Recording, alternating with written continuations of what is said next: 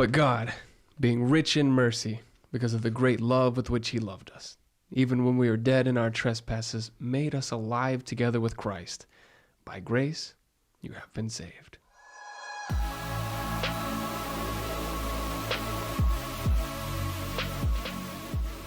Welcome to Made for Another World podcast, where we hope to keep each other and hopefully you too on the path to another world, one we were made for. With Aaron Alvarado and me, Jacob Simmons, this is episode 11.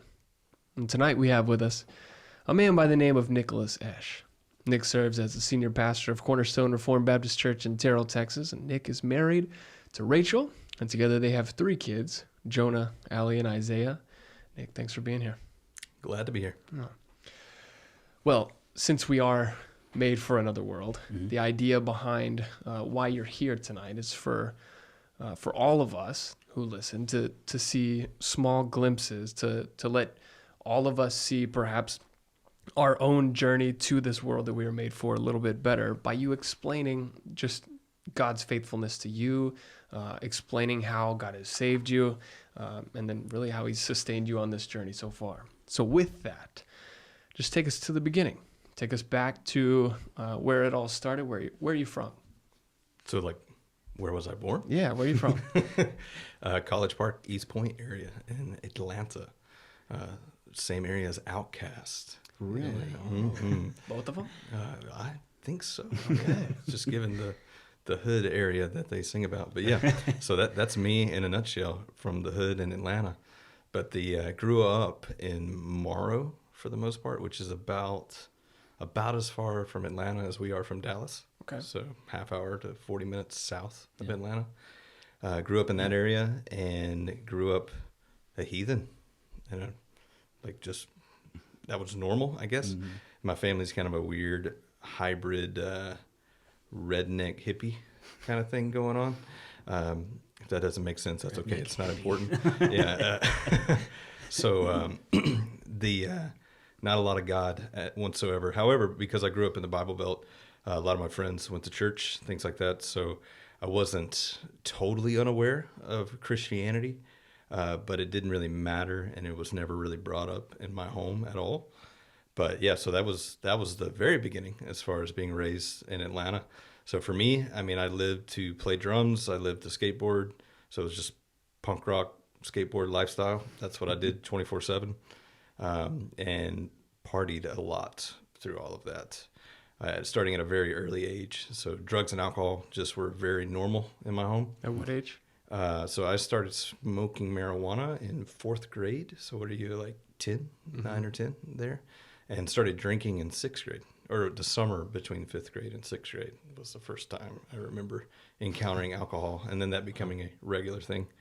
And then that spiraled down into much worse things as time went on, especially going into high school. I don't know if you want me to go down this route. Yeah, Just stop me if I'm getting inappropriate at any point.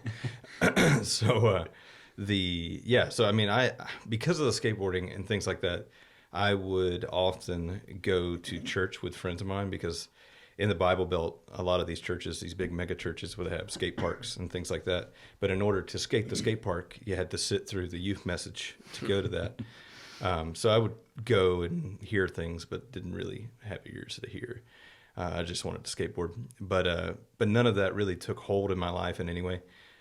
So for me, my life was revolving around skateboarding and drumming and partying, which was connected to all of that, I suppose. So I did that, and that was just kind of normal until I was about 16. I dropped out of high school so that I could skateboard and play drums and party more. So started doing that all the time. And during that time, a few things happened with my father. He had went on a drug binge at one point, disappeared with my pickup truck, showed up 2 weeks later without the truck. Come to find out he had sold it for crack and just been on a crack cocaine binge. I knew that he was a pothead. I had no idea that he had done crack. And it just took over his life. And I mean, apparently it really was a gateway drug that led to some much darker, deeper things. And so when he came back, my mom kicked him out. And my brother's 8 years older than me, so he had moved out when I was 8. So it was kind of like I was the only child at this point anyway. So my dad moved out, and then this was early 2001-ish. No, it was before 9/11. And so he moved out for a while. Eventually, she took him back when he kind of got straightened up, moved back in. Things started kind of getting back to normal, but he had lost his job when he went on a 2-week binge. And so 9/11 happens, all that craziness happens. We go into 2002. Eventually, he gets another job. And then I'm 17 at this point, and he did the same thing after he got his first paycheck. He went and took off my mom's car for 2 weeks, sold her car for crack, just made shipwreck of his life, and came back. My mom kicked him out again, but he said, whoever has your car has all the keys to the car, so we need to change all the locks, change all the doors or doorknobs, things like that. So he said he was going to Home Depot with a friend of his to get new stuff for the house. When he was leaving, he was crossing over the highway. It's kind of an overpass thing. And he just looked at his buddy and said, "Tell my wife and kids I love them." Jumped out of the car, went and jumped off the bridge. And he did not die right away, but it did ultimately lead to his death. So I was 17, and that was kind of the catalyst to spiral me down into the worst of drugs. And so I was drinking and smoking marijuana before then, and then that sent me into doing ecstasy, cocaine, crack, everything, meth. Take meth so that I could stay awake to stay high on ecstasy for days into weeks. And yeah, just utter mess. And just doing that constantly. Kind of my thought process was like, if my dad was willing to totally ruin his life for these drugs, like they must be really good. I should try them. Instead of it sending me the other way. Right. So did that. And I remember a buddy of mine who I thought was far worse than me on drugs. He came over to my house, and I'd been kind of sitting in the same spot doing really weird druggy things for days and hadn't slept. And he came in and was like, "Man, you need to take a look in the mirror, man. You've got to do something different. You're ruining your life." And I just remember being so insulted, like, "Man, this guy like telling me that. Look at yourself, bro." And so I went and looked at the mirror, and he was right. I was becoming my father really quick, in just a matter of months. At that point, my mom had already moved out, I think, to go into a rehab, if I remember right. And there were 2 heroin addicts living in my brother's old bedroom that somebody had let moved in there, and then me. And this was a house that my grandmother had owned. So the house was paid for, but it was just sitting there. And so utilities, I don't think are getting paid. There's no groceries. And I'm just kind of left there by myself at 17. So I just said, "Man, I've got to get out of here. I've got to change my life." And so moved out, moved in with some buddies out of town. It was about half an hour away, further south than where I was. And yeah, that kind of, it didn't straighten me out. It got me away from some hard drugs and some bad habitual behavior that I had been doing. And so still partying, but now just drinking, occasionally smoking marijuana, playing a lot of music, skateboarding all day, every day. How old are you now? This is still 17. Okay. Yeah, so just months from Gotcha. this. Yeah. And did that on into 18, and then all my friends started graduating. And so there was one particular girl who I had my eyes on through all of that. And she was a girlfriend of my buddy. Me and my buddy had known each other since preschool. They had been dating since they were like 14, 15. And so I met her around then. And he was horrible to her. So I just knew it wasn't going to work out. And so I was just kind of patiently watching from the sidelines. And they broke up right before graduation. And so I stepped in and asked her out. And so at this point, like, given everything I just told you guys, like I'm a mess, and she was there the night that I found out my father died, and I really tried to binge drink myself to death, and she kind of nursed me back to health. I mean, I had clearly had alcohol poisoning and probably should have died, but my body rejected all of that. And the so I mean, I was living with buddies through all of this. I was never really had any parental guidance or anybody watching me saying, no, don't do that. It was instead just always seemed to have access to whatever I wanted, whenever I wanted. So it was just a depraved, like, just living. That was how it was going all day, every day. But anyway, so I'm washed up, depressed, just a total mess. I have no job. I'm getting like $1,100 a month off of Social Security that I got after my dad died. And I asked this girl, hey, you want to go on a date with me? And she's like, I don't think so. And so I began to smooth talk her a little bit and, against her better judgment, got her to go on a date with me. And and then somehow that led to getting her to eventually agree to marry me. And at that point, when I did ask her to marry me, I had gotten a job finally, and so started working at Freightliner in Atlanta. So when Rachel and I started dating, she was like, "All right, I'm gonna fix this guy," and in many ways she did. She straightened me up and kind of kept me from becoming my father, but was still drinking quite a bit. Stopped doing drugs, period. So no more smoking pot or anything like that. And then we got engaged when we were 19, or when we were, so it was just, I took her out for her 19th birthday and got her to agree to marry me. And so that was in June of 2004. Had you asked a couple of times, or was it just... No, it just took once, man. I got her, yeah. You gotta know how to smooth talk. Yeah. So I took her on top of a mountain, Stone Mountain, Georgia. Nice. Which is not really a mountain; it's a big rock in Georgia, but that's the closest we got in that area. Yeah. And so took her up there, took her to a real beautiful spot. I mean, it had been really jerky of her to say no. Invested a lot of money, and you just gotta manipulate the situation. How long had y'all been dating? Not long. So we started dating. Just after graduation, so summer of 2003, and so then 1 year. So we were dating almost a year. Nice. Yeah. So that dating was a mess too. Just there was a lot of off and on because of me being dumb. But so anyway, part of it was I thought I was gonna go be a rock star, and so I would do dumb things. Well, I was going to ask you about that. So you dropped out of high school to skateboard and play the drums. Mm-hmm. Was there any and there could be some professional... No, school just got in the way. I just wanted to do it more. Okay. Yeah. There wasn't any I could do this professionally, so I'm dropping out of school to go and skateboard. Yeah. Everybody who skateboarded was far better than me. Yeah.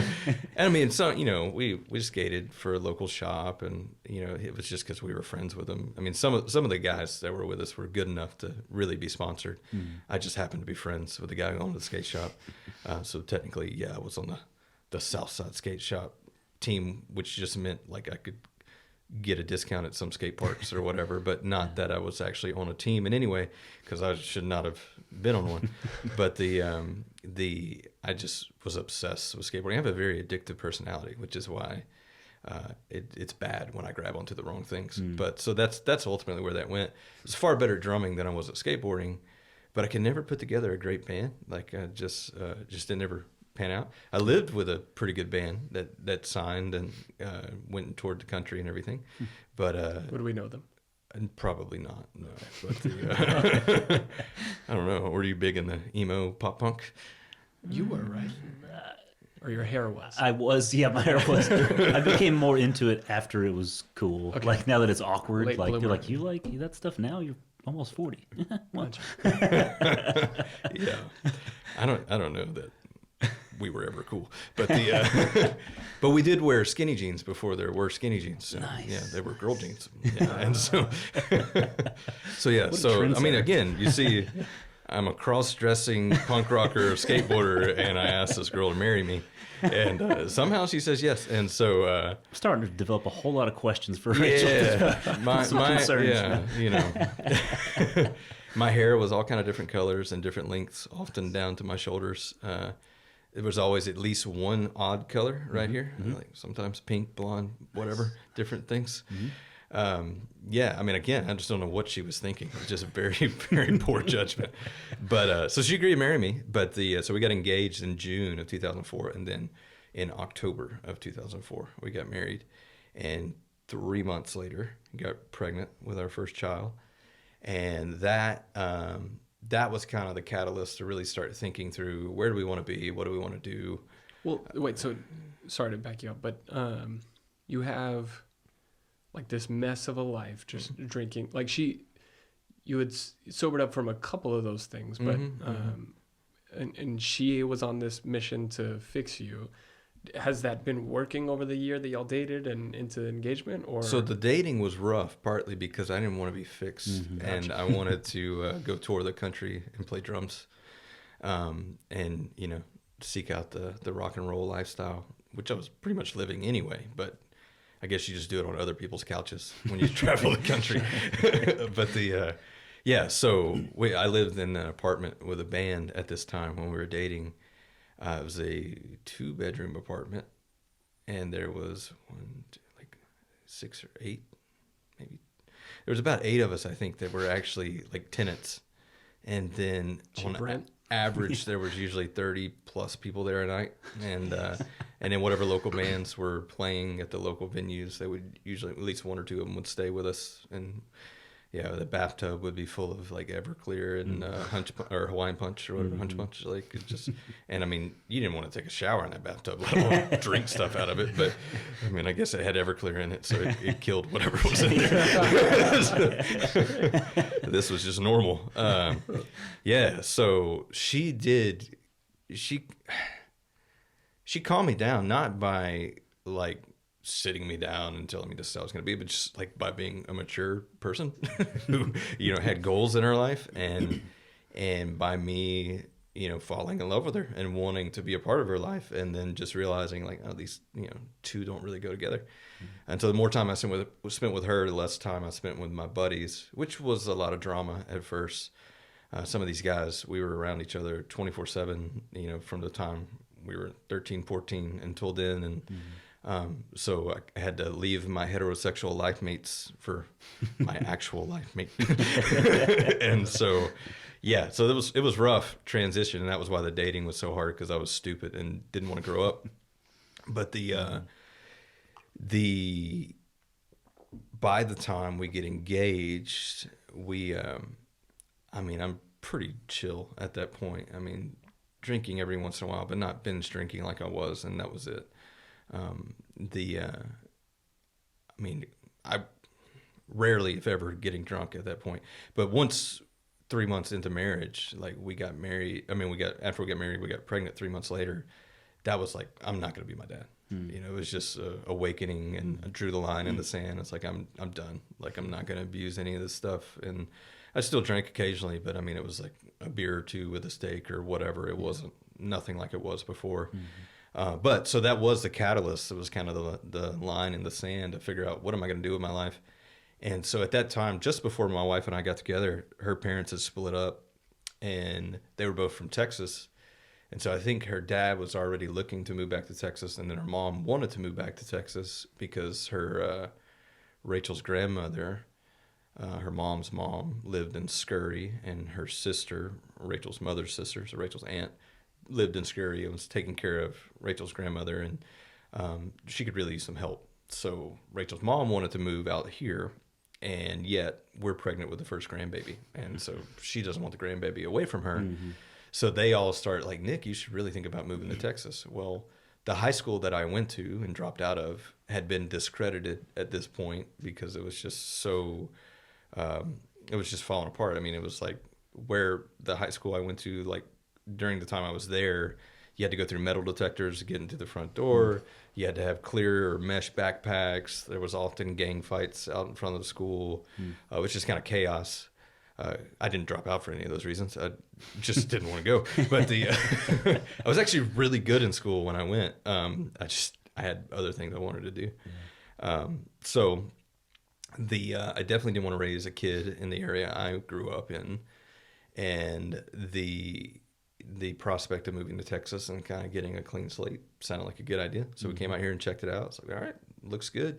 So I was working at Atlanta Freightliner. I talked to Dallas Freightliner, and it's like, would you guys have an opening? Like, yeah, man, you can do the same thing you're doing, and we'll give you like a $30,000 a year raise. I was like, this sounds great. So cost of living was basically the same, and so we moved out. I moved out here in November of 2006, and Jonah was born in October of 2005. So he was just over a year old, and we moved out here. And then Rachel had to finish the semester. She was going to college. And so she moved out here with Jonah in December. So I was about a month ahead of her. So we moved to Scurry originally, and I was living with her family. And then we were like, well, we want to live nearby, but we can't afford a house right now. We're young and dumb and had no credit. So I looked for apartments close by, and the closest ones I could find were in Terrell, Texas, which I'd never heard of. But we moved there, and so I was driving really far to work, working over by near the airport in Irving almost. Driving back and forth, and Rachel was a stay-at-home mom. And we got pregnant again during the move. And so not long after moving out here and all that, we had our daughter in 2007. And so we have 2 kids under 2, and it's utter chaos. And we just moved to a new state, so we have no friends. And we moved out here to be close to her family, but her family were busy taking care of grandma and all of that. And so we had no help, really. I mean, some help, but not much. We needed a lot of help. And we were broke to the point to where it was like, do we buy milk? Do we buy diapers? What do we do? And I was working 70, 80 hours a week, just trying to make ends meet. And yeah, we were like on the verge of divorce. It was just chaos, just kind of tolerating each other, not knowing what to do.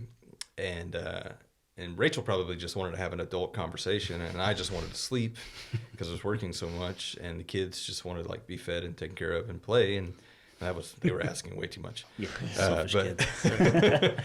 So about that time, the apartments moved in this couple above us who were pregnant with their first kid. And they told us, like, we're going to move them in above you guys so that you can, give them advice and tell them what to do. We're like, that's the dumbest thing we've ever heard. Like, we have no idea what we're doing. I was like, don't do what we're doing. It ain't working. But so they moved them in, and the guy was this East Texas Marine from Nacogdoches, which I hadn't heard of until that point. And the girl, his wife, was a Catholic from Maine. And Rachel was raised Catholic, and so there's an interesting dynamic there. They had something to bond over, the Catholic stuff. Me and the other guy, we both like steak and beer, so we had a little bit to bond over. And so we became good friends. We ate dinner almost every night together, and one night we were out grilling steaks, drinking beer, and he asked me, he said, "Man, you ever thought about getting your family in church?" I was like, "No, why would I want to do that? That sounds stupid." They don't have any skate parks. Yeah, right. Yeah, I mean, what's the point? So, but he was like, man, I don't know. He's like, that's how I was raised, and I really want to get that habit going before his son was born. And so he did. He went to church, and I didn't know it. There's a church across the street from the apartments, but he went and he loved it. Came back, and he's like, man, you guys got to come. Well, at this point, they're the only friends we have in Texas, so it's like, all right, well, I don't want to blow this, I guess. So we went. And it was awful. Like I didn't get what the guy was talking about at all.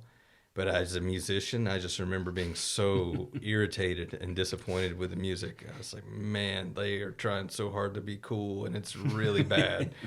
and I mean, everything about it was just like turning me off. Was it similar to, because you went to some church events in order to skate, was it similar to that, like what you had heard, or do you even remember? So I think those, as I remember back on that, I think they did it better because they were bigger churches with bigger budgets, and this was a small church trying to be that bigger church. Gotcha. And it was just, it's kind of like, a 50-year-old dad wearing skinny jeans. Like he's trying to be hip and cool, but everybody's uncomfortable. Like that's kind of what it felt like. It just was odd, and it turned me off big time. But like you've got to understand, like my hair is like down to my shoulders. My clothes are skin tight. I'm wearing like a spike belt, and I'm the only one in the room with visible tattoos, and people are so nice to me. Like all these older people are just incredibly nice to me, and the younger people are nice to me, and I'd never experienced anything like that. And they were just very loving. And so they asked me, "Are you going to come back?" I was like, sure. Yeah, why not? And so we went 4 weeks in a row. And the fourth week, the pastor asked if he could sit down and talk with us, and set us down and began to share the gospel with us. And I began to argue with him and bicker with him and tell him how foolish he was for believing all this Jesus stuff. And he tried to backpedal and talk around me, and I was like, "I know what you're trying to do." He's like, "What?" I said, "Man, I've been to churches, I've been to youth groups." I said, "You're trying to get me to say some sinner's prayer, aren't you?" He's like, "Well, yeah. I want you to invite Jesus into your heart." I said, "Man, that stuff don't work." It's like, I've been to youth groups and stuff in the past. I'd go skateboard, and they'd ask you, they'd say, "Have you ever committed this sin or that sin? If you have, raise your hand." And I was like, "I did that today." Yeah.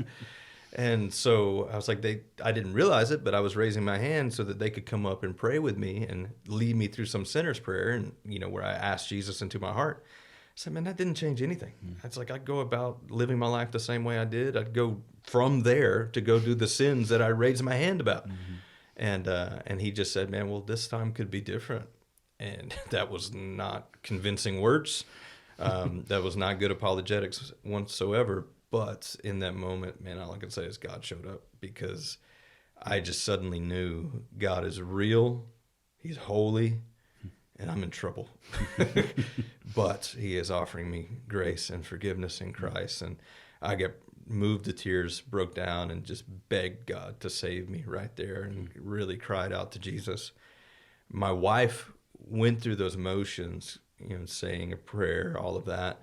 She would say that it was over some months later that she really began to actually understand the gospel and came to true saving faith.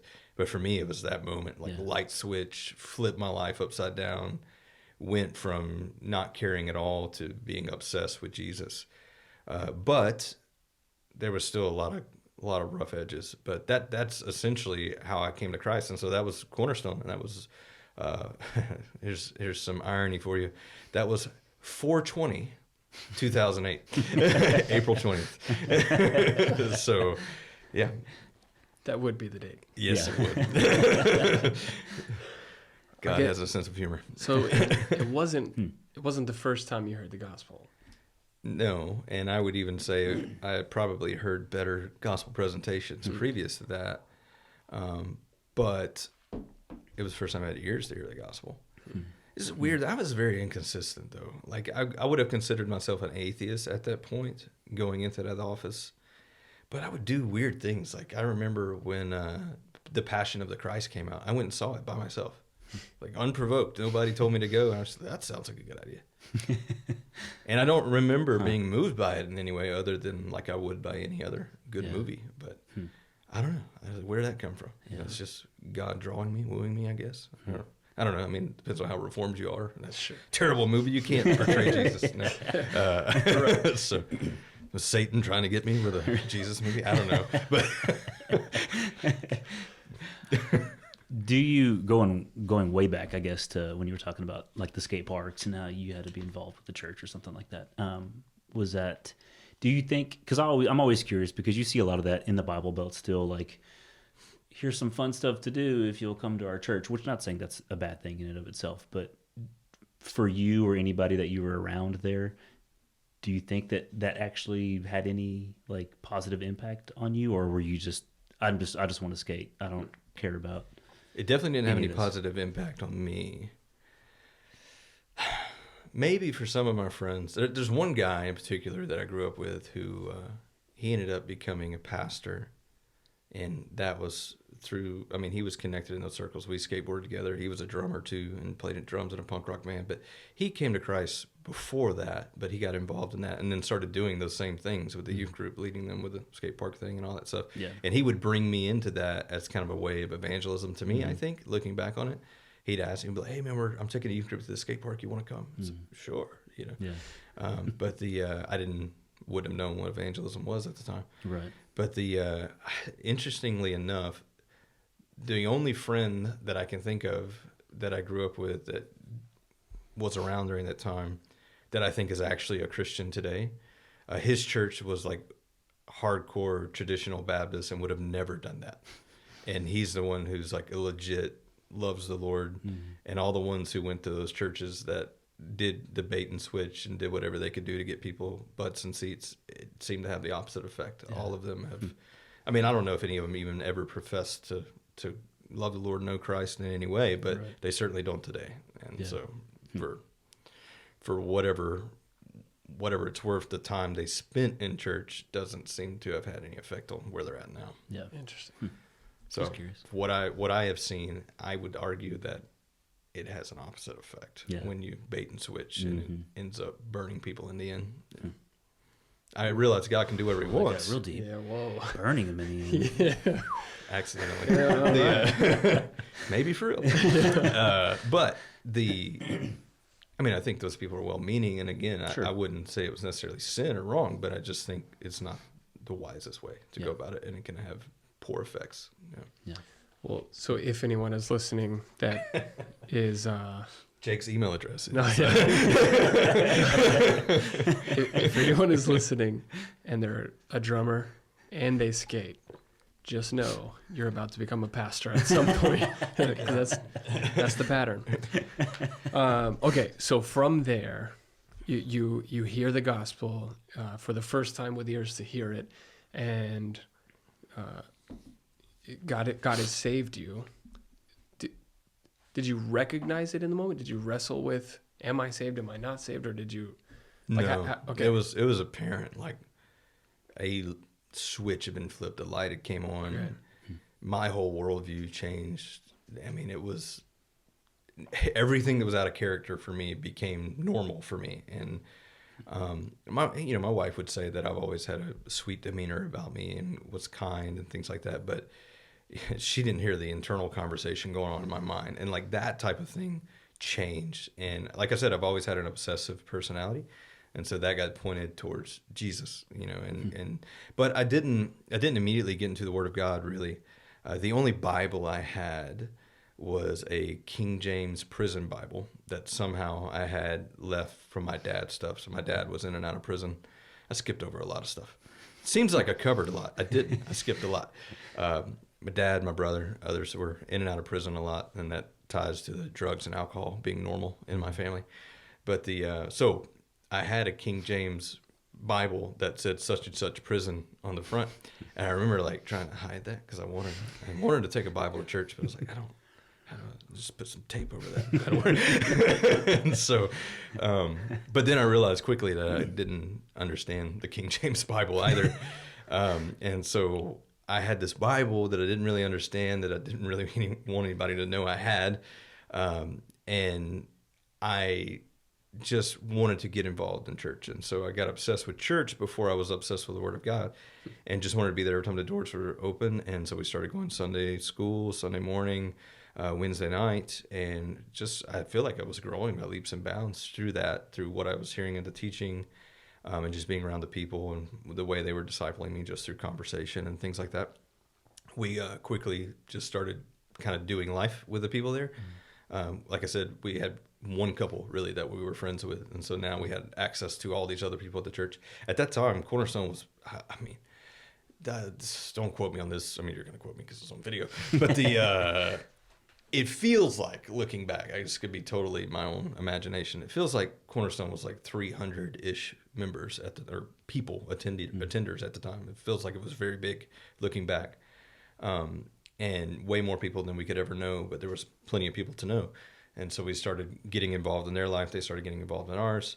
And quickly it came out that I was a drummer. And so they recruited me to start playing drums. I was like, yeah, you guys need some help. so started playing drums, which meant like 2 practices a week on top of playing drums on Wednesday night and playing drums on Sunday morning. Wednesday night's not like it is now. It was like kind of a mini worship service type thing. And so just involved all over the place. And then the youth pastor, he was, he led youth on Wednesday night and then Sunday morning during Sunday school. And he was like, hey, I do worship during Sunday school with the youth. would you be willing to come in and help me and play some drums? Sure, why not? So I was 23, when I first came to know the Lord, and so I looked like I was 14. I was 23. So he was like, come up, start playing drums, just get to know the teenagers. Well, that was really easy because they all thought I was one of them. and I mean, I acted like it probably too. So so started playing drums there and in the worship set and all of that. And just kind of growing through that, through sitting in on all that and getting to know people. And then people kept sending teenagers and other people to me who were really messed up. And they're like, oh, well, what happened previous to that is the pastor asked me to share my testimony in front of the church. And he wanted me to get into the nitty gritty. And it was bad. And I hope we don't do this tonight, but it was where you spend so much time on the backstory talking about all the sin you did. And it's like, and then Jesus saved me. And then that's it. It's like, here's all the different sins I've done. And that's really interesting. And then Jesus saved me. And then my life got boring. I'm not going to talk about that. But and so doing that, I became the guy that everybody sent the really messed up people to. Like, oh man, this guy's got a drug problem. Send him to Nick. Oh, this guy's, he tried to kill himself or had suicide, in his family or whatever. Send him to Nick. It's like, I don't know if that's like, a compliment or a tear down, but like, were you giving them advice?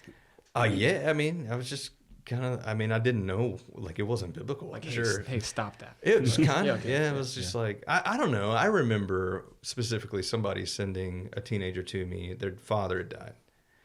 And I just went to them, like, they were like, they came up to me and I was just like, I bet everybody's telling you how sorry they are. They're like, yeah. And I was like, I'm not going to tell you that. I'm just going to tell you, it sucks. I know it sucks. And saying I'm sorry doesn't help anything. But just know, I know it sucks. They're like, thank you. Like, they didn't want anybody to try to fix it. They just wanted somebody to just grieve with them, And I was like, yeah, it's there's nothing that anybody can say that's going to make it better, right. Especially when for me, like my father not knowing the Lord or anything like that, there was no eternal hope to look to or anything. Of course, I didn't have those categories back then, but so just, I think that was some of it, just kind of ministering from experience. I'm sure I said many unbiblical things, but the most part it was things like that. It's like, well, I've been there, so I can tell you what not to do or stuff like that. Yeah. But I think just knowing that somebody had been through the things they went through, and yet somehow they made it through it, still alive, and were a human being contributing to society, like just seeing, oh, there is light at the end of the tunnel, life will go on, that type of thing. So I was doing that. But then the youth pastor, when he saw me kind of making connections with the teenagers, he asked me to consider teaching Sunday school. And I was like, dude, that's a bad idea. Teaching the kids? Yeah, or like teaching the youth? Teaching youth Sunday school. And I said, that's a bad idea. He's like, why? I said, well, it's like I have a King James Prison Bible that I don't even understand. Like, I'm just now trying to read it, and it's not really working out very well. It's like, I shouldn't teach it. So he was like, well, let's get you a Bible that you can actually understand. He got me an NIV Life Application Study Bible, which is very helpful at the time, and was very deep for me, considering I hadn't understood anything up to that point. So, life application. I didn't even know how to read it, and now I can apply it. So he asked me to consider teaching, and I said, it's a terrible idea. I'm not going to do that. But he's like, well, just think about it. And so I'm going to get you a Bible you can understand. So he got me this Life Application Study Bible, and he started discipling me. We started going through, what is it called? Is it Exploring God? Is that right? Huckabee? The governor? Maybe. No. Mike? Yeah, Mike. I think it's Huckabee, though, but it's not that Huckabee. Anyway, it's like find where God's working and join him is the theme of the book. Yeah. And some discipleship 101 stuff. And it's like a workbook you work through. So we started meeting, going through that, and started reading the Bible and praying about it.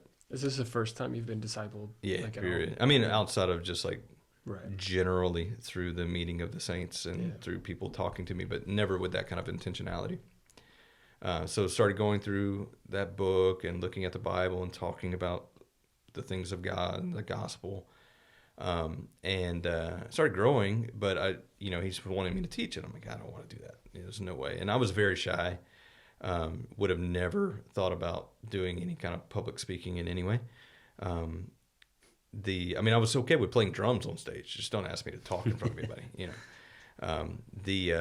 but it just nagged at me. I just felt like I couldn't get it over it. I mean, looking back, was it God telling me like, no, you're going to do this? I don't know. But I remember praying and arguing with God. Like, this is a terrible idea. Like, I wouldn't even know what to say. And I remember like just having my Bible open and looking down. And the first thing I read was, do not worry about what you will say, for the Holy Spirit will speak through you. Well, I don't encourage Bible study that way, but that was convicting in the moment. I'm like, man, that's not fair, God. Like, I was like, I don't want to do this, So I went to the youth pastor. I was like, all right, look, man, I'll give it a shot, but if it goes terrible, like, don't come at me, blaming me. Do you remember what you taught? Yeah, well, sort of. So he gave me this curriculum, and he was like, you could just read the curriculum if you want to. And I was like, well, I don't want to do that. Like, I want it to be somewhat genuine. Well, the lesson was in 1 John, so I found the 1 John I could find, and turned to the chapter it said, and I was reading the scripture, and then I read the commentary and the lesson, and I was like, I'm doing this in front of the teenagers, and it doesn't line up. Turns out there's more, like John, then 1 John. It's like, that was deceiving for me. I didn't know. I had no background in church whatsoever. I'd never read the Bible, and so it's like. Yeah, and I told the guys, a little warning next time would have helped. There's multiple Johns, but and then at that moment he knew maybe you shouldn't have taught. I think I did make a mistake. But no, so like the teenagers pretty much laughed me out of the room the first time. I don't remember the content other than that, but I remember very pridefully saying, "Oh, I'm going to come back next time and knock it out of the park." And so that week I went home and started studying, and somehow got my hands on like a Matthew Henry commentary, and I had my study Bible, and I had the commentary that came with the study material, and I fell in love. Like, I just started seeing depths in the Word of God, started seeing the Word of God for the first time, and it was making sense, and just realized, wow, I can actually understand this, and I just started like getting my mind blown by what I saw. To the point to where like I was on my wife's computer like all night just studying stuff, digging in whatever free commentaries I could find. I remember she woke up at like 3 a.m. one night, and she found me on the computer, and she was like, "What are you doing?" And I was like, "What?" And she comes and looks over behind the computer, and she's like, "Are you studying?" I was like, "Yeah." She's like, "You're obsessed." I said, "Yeah, I'm obsessed with Jesus. Isn't it great?" And it kind of freaked her out. But she said later, she's like, "You're really concerned when you find your husband alone with the laptop at 3 a.m. She's like, "But that's not what I expected to find."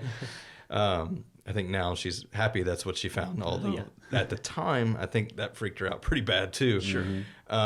So yeah, I mean, it was like all of the obsessiveness and addictive personality traits that I already had suddenly kind of got sanctified and pointed towards Jesus and the Word of God.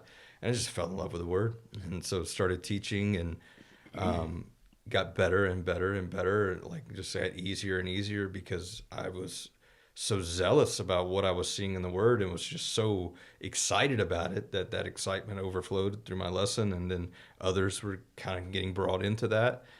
So saw a lot of success in the youth room, and youth started growing, and then all the other Sunday school teachers kind of used me for subs type of thing. At that time, Cornerstone was like divided up by age groups: so young adult Sunday school class, young married, middle-aged married, old couple class, so on and so forth.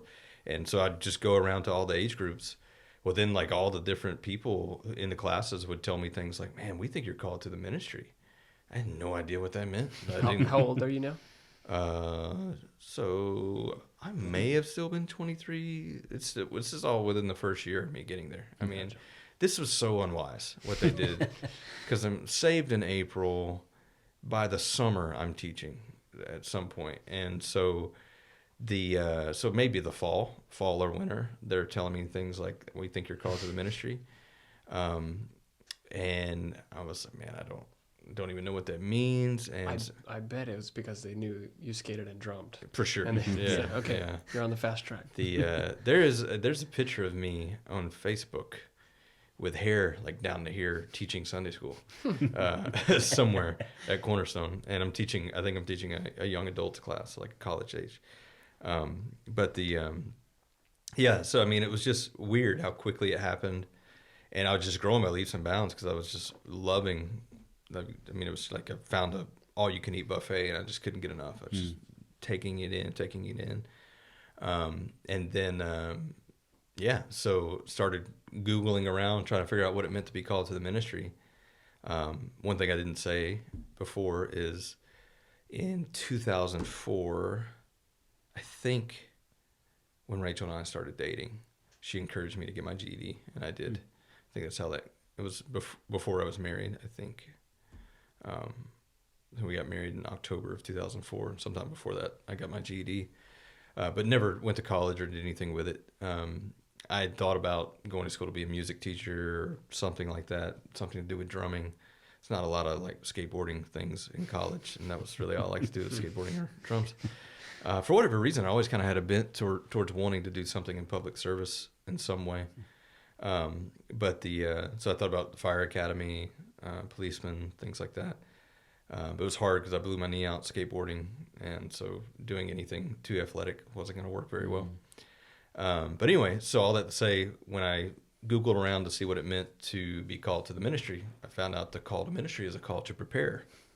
Thus saith Al Mohler. And so I started asking around about Bible colleges, and some people recommended Criswell. We had a few people that graduated from Criswell, or parents went there or whatever. And so in fall of 2009, I went and checked out Criswell, went to a preview day, and won a raffle and won a John Piper book. Nice. Who I'd never heard of that guy. Brothers, We Are Not Professionals. I read that book. That messed me up in a really good way, but a bad way, because everything I saw in that book was the opposite of everything we were doing at church. And I was like, well, somebody's wrong, either him or us. I don't know. But I was amazed about what I saw at Criswell. I was like, man, all these people are like studying the Bible. Like, there's just a place where you can do this all the time. I had no idea what, the call to ministry was going to look like. I didn't feel called to preach or anything. I just loved the Bible, and I love people. And I was like, man, I don't know, like whatever God wants me to do in that realm, I'm cool with it. So I started telling my wife, I was like, I think I should go to Bible college. And she said, what are you talking about? It's like, I don't know. I got to feel like God's calling me to go to school. She said, well, God better pay for it because we can't afford to go. And at that time, she's like finishing up her degree. Again, I'm like the only one working. And I told her, I was like, well, I think he will if I'm supposed to go. And if he doesn't, I won't go. And so I signed up to start the spring semester of 2010. And about 2 weeks before tuition was due, a woman at Cornerstone who I'd never met before emailed me and said, hey, I heard you're trying to go to school. I'd like to pay for it. So, wow. All right, confirmation. And so I started going to Criswell, and I already had that one Piper belt Piper book that messed me up, had that under my belt. And at that time, right when I started school, I can't remember if it was a requirement or not, but I think I was supposed to have some kind of like pastoral mentor, and my pastor didn't really have time to do it. Well, one of the women who recommended me to go to Criswell, her father was a pastor at Canton Bible Church. And she was like, why don't you ask my dad and see if he can mentor you? So he started mentoring me. So I started going to school, and I took a full load, which was really dumb. I just taking a full load, working 12-hour shifts at Freightliner, 2 children under 2, and basically working a full-time job at the church. I mean, I was doing like 40 plus hours of ministry at least, in that church building, and then also in the life of other believers. Because again, I'm the guy that everybody goes to when they're really messed up. And so so I'm the one dealing with all the crazy, suicidal situations or drug addict situations or whatever. And now I'm starting to try to put a biblical bent on that.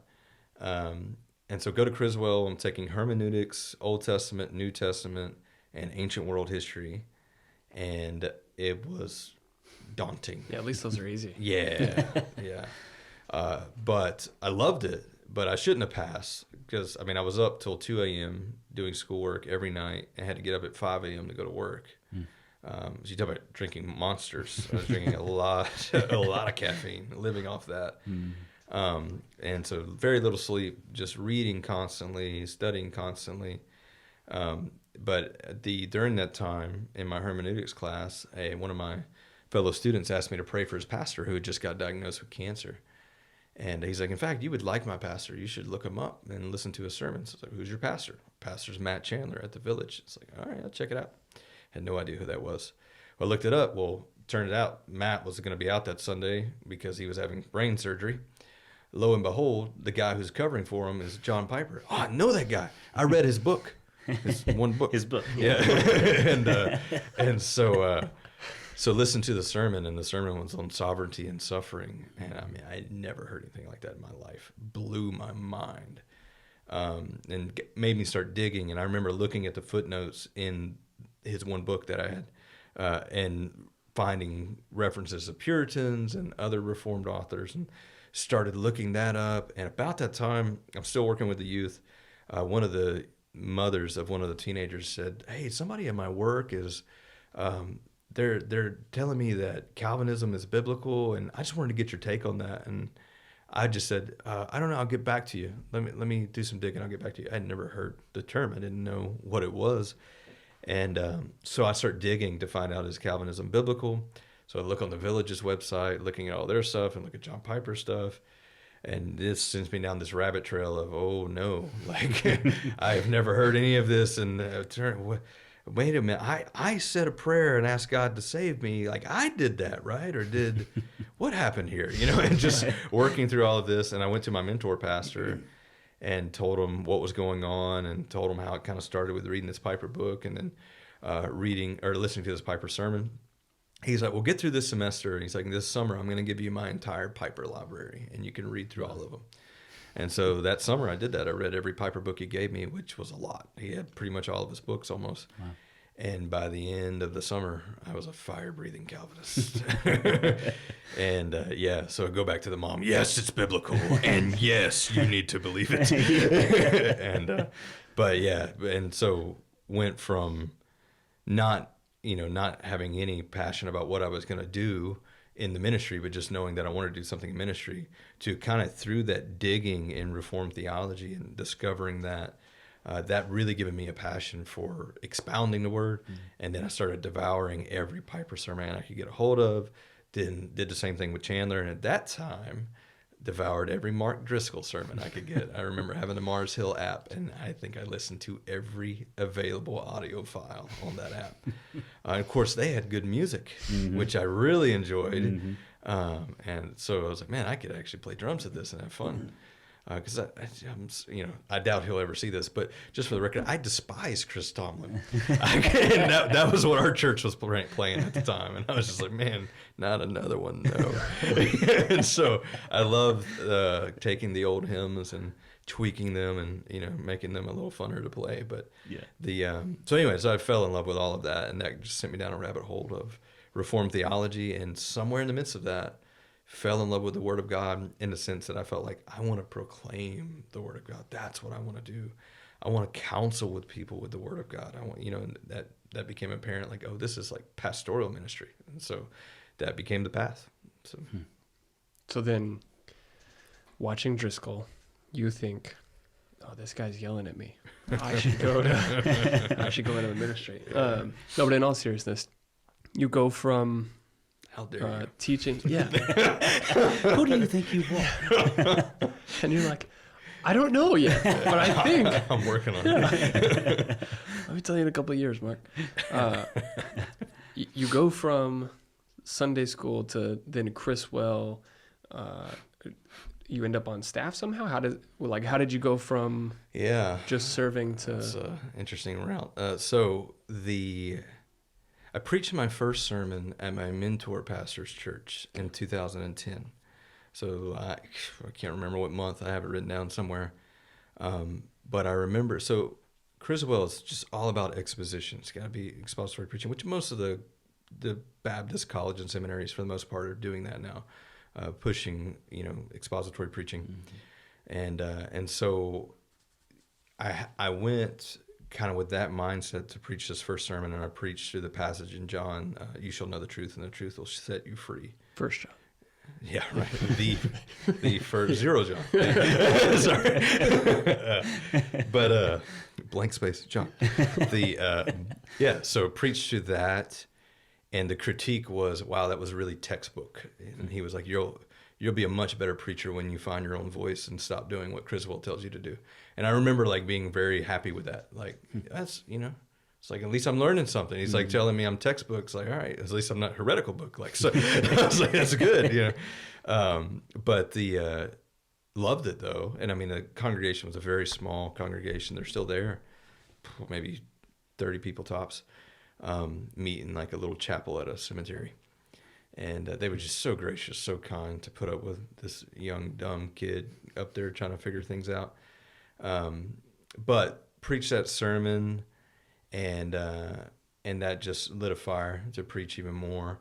And so then the pastor, like I said, he had me share my testimony, teaching Sunday school. Then he had me kind of get my feet wet by teaching Wednesday night, which Wednesday night then was like a mini service. So I thought it was preaching, and I approached it that way. It's like, just do a shorter sermon type of thing.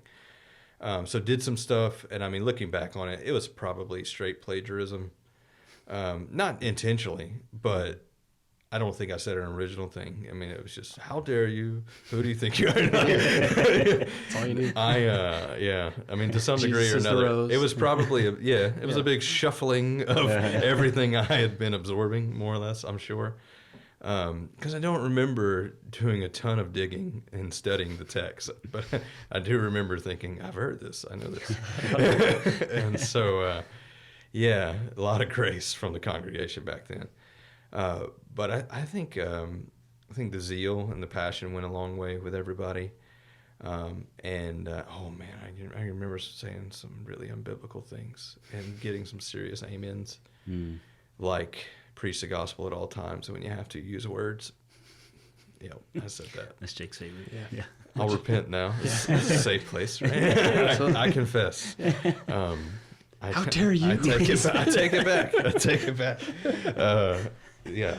So, that bad stuff happened, but it led me towards more good stuff, And so realizing, like, oh man, we've got to do better than this, and started digging and learning and growing. So I go to Criswell for 3 years. I only went the first semester full time, and then after that started going part time because it almost killed me. But I started being mentored by Dr. James Bryant there, who was W. Criswell's right-hand man for years, and he was kind of like the pastor of evangelism at First Baptist Dallas for years and years and years. I think he was right around 80 during this time when he was mentoring me, and just had amazing stories from being with Criswell and Billy Graham and just all around the world. And he would take students to the First Baptist Church of Jacksonville's pastors conference in Florida.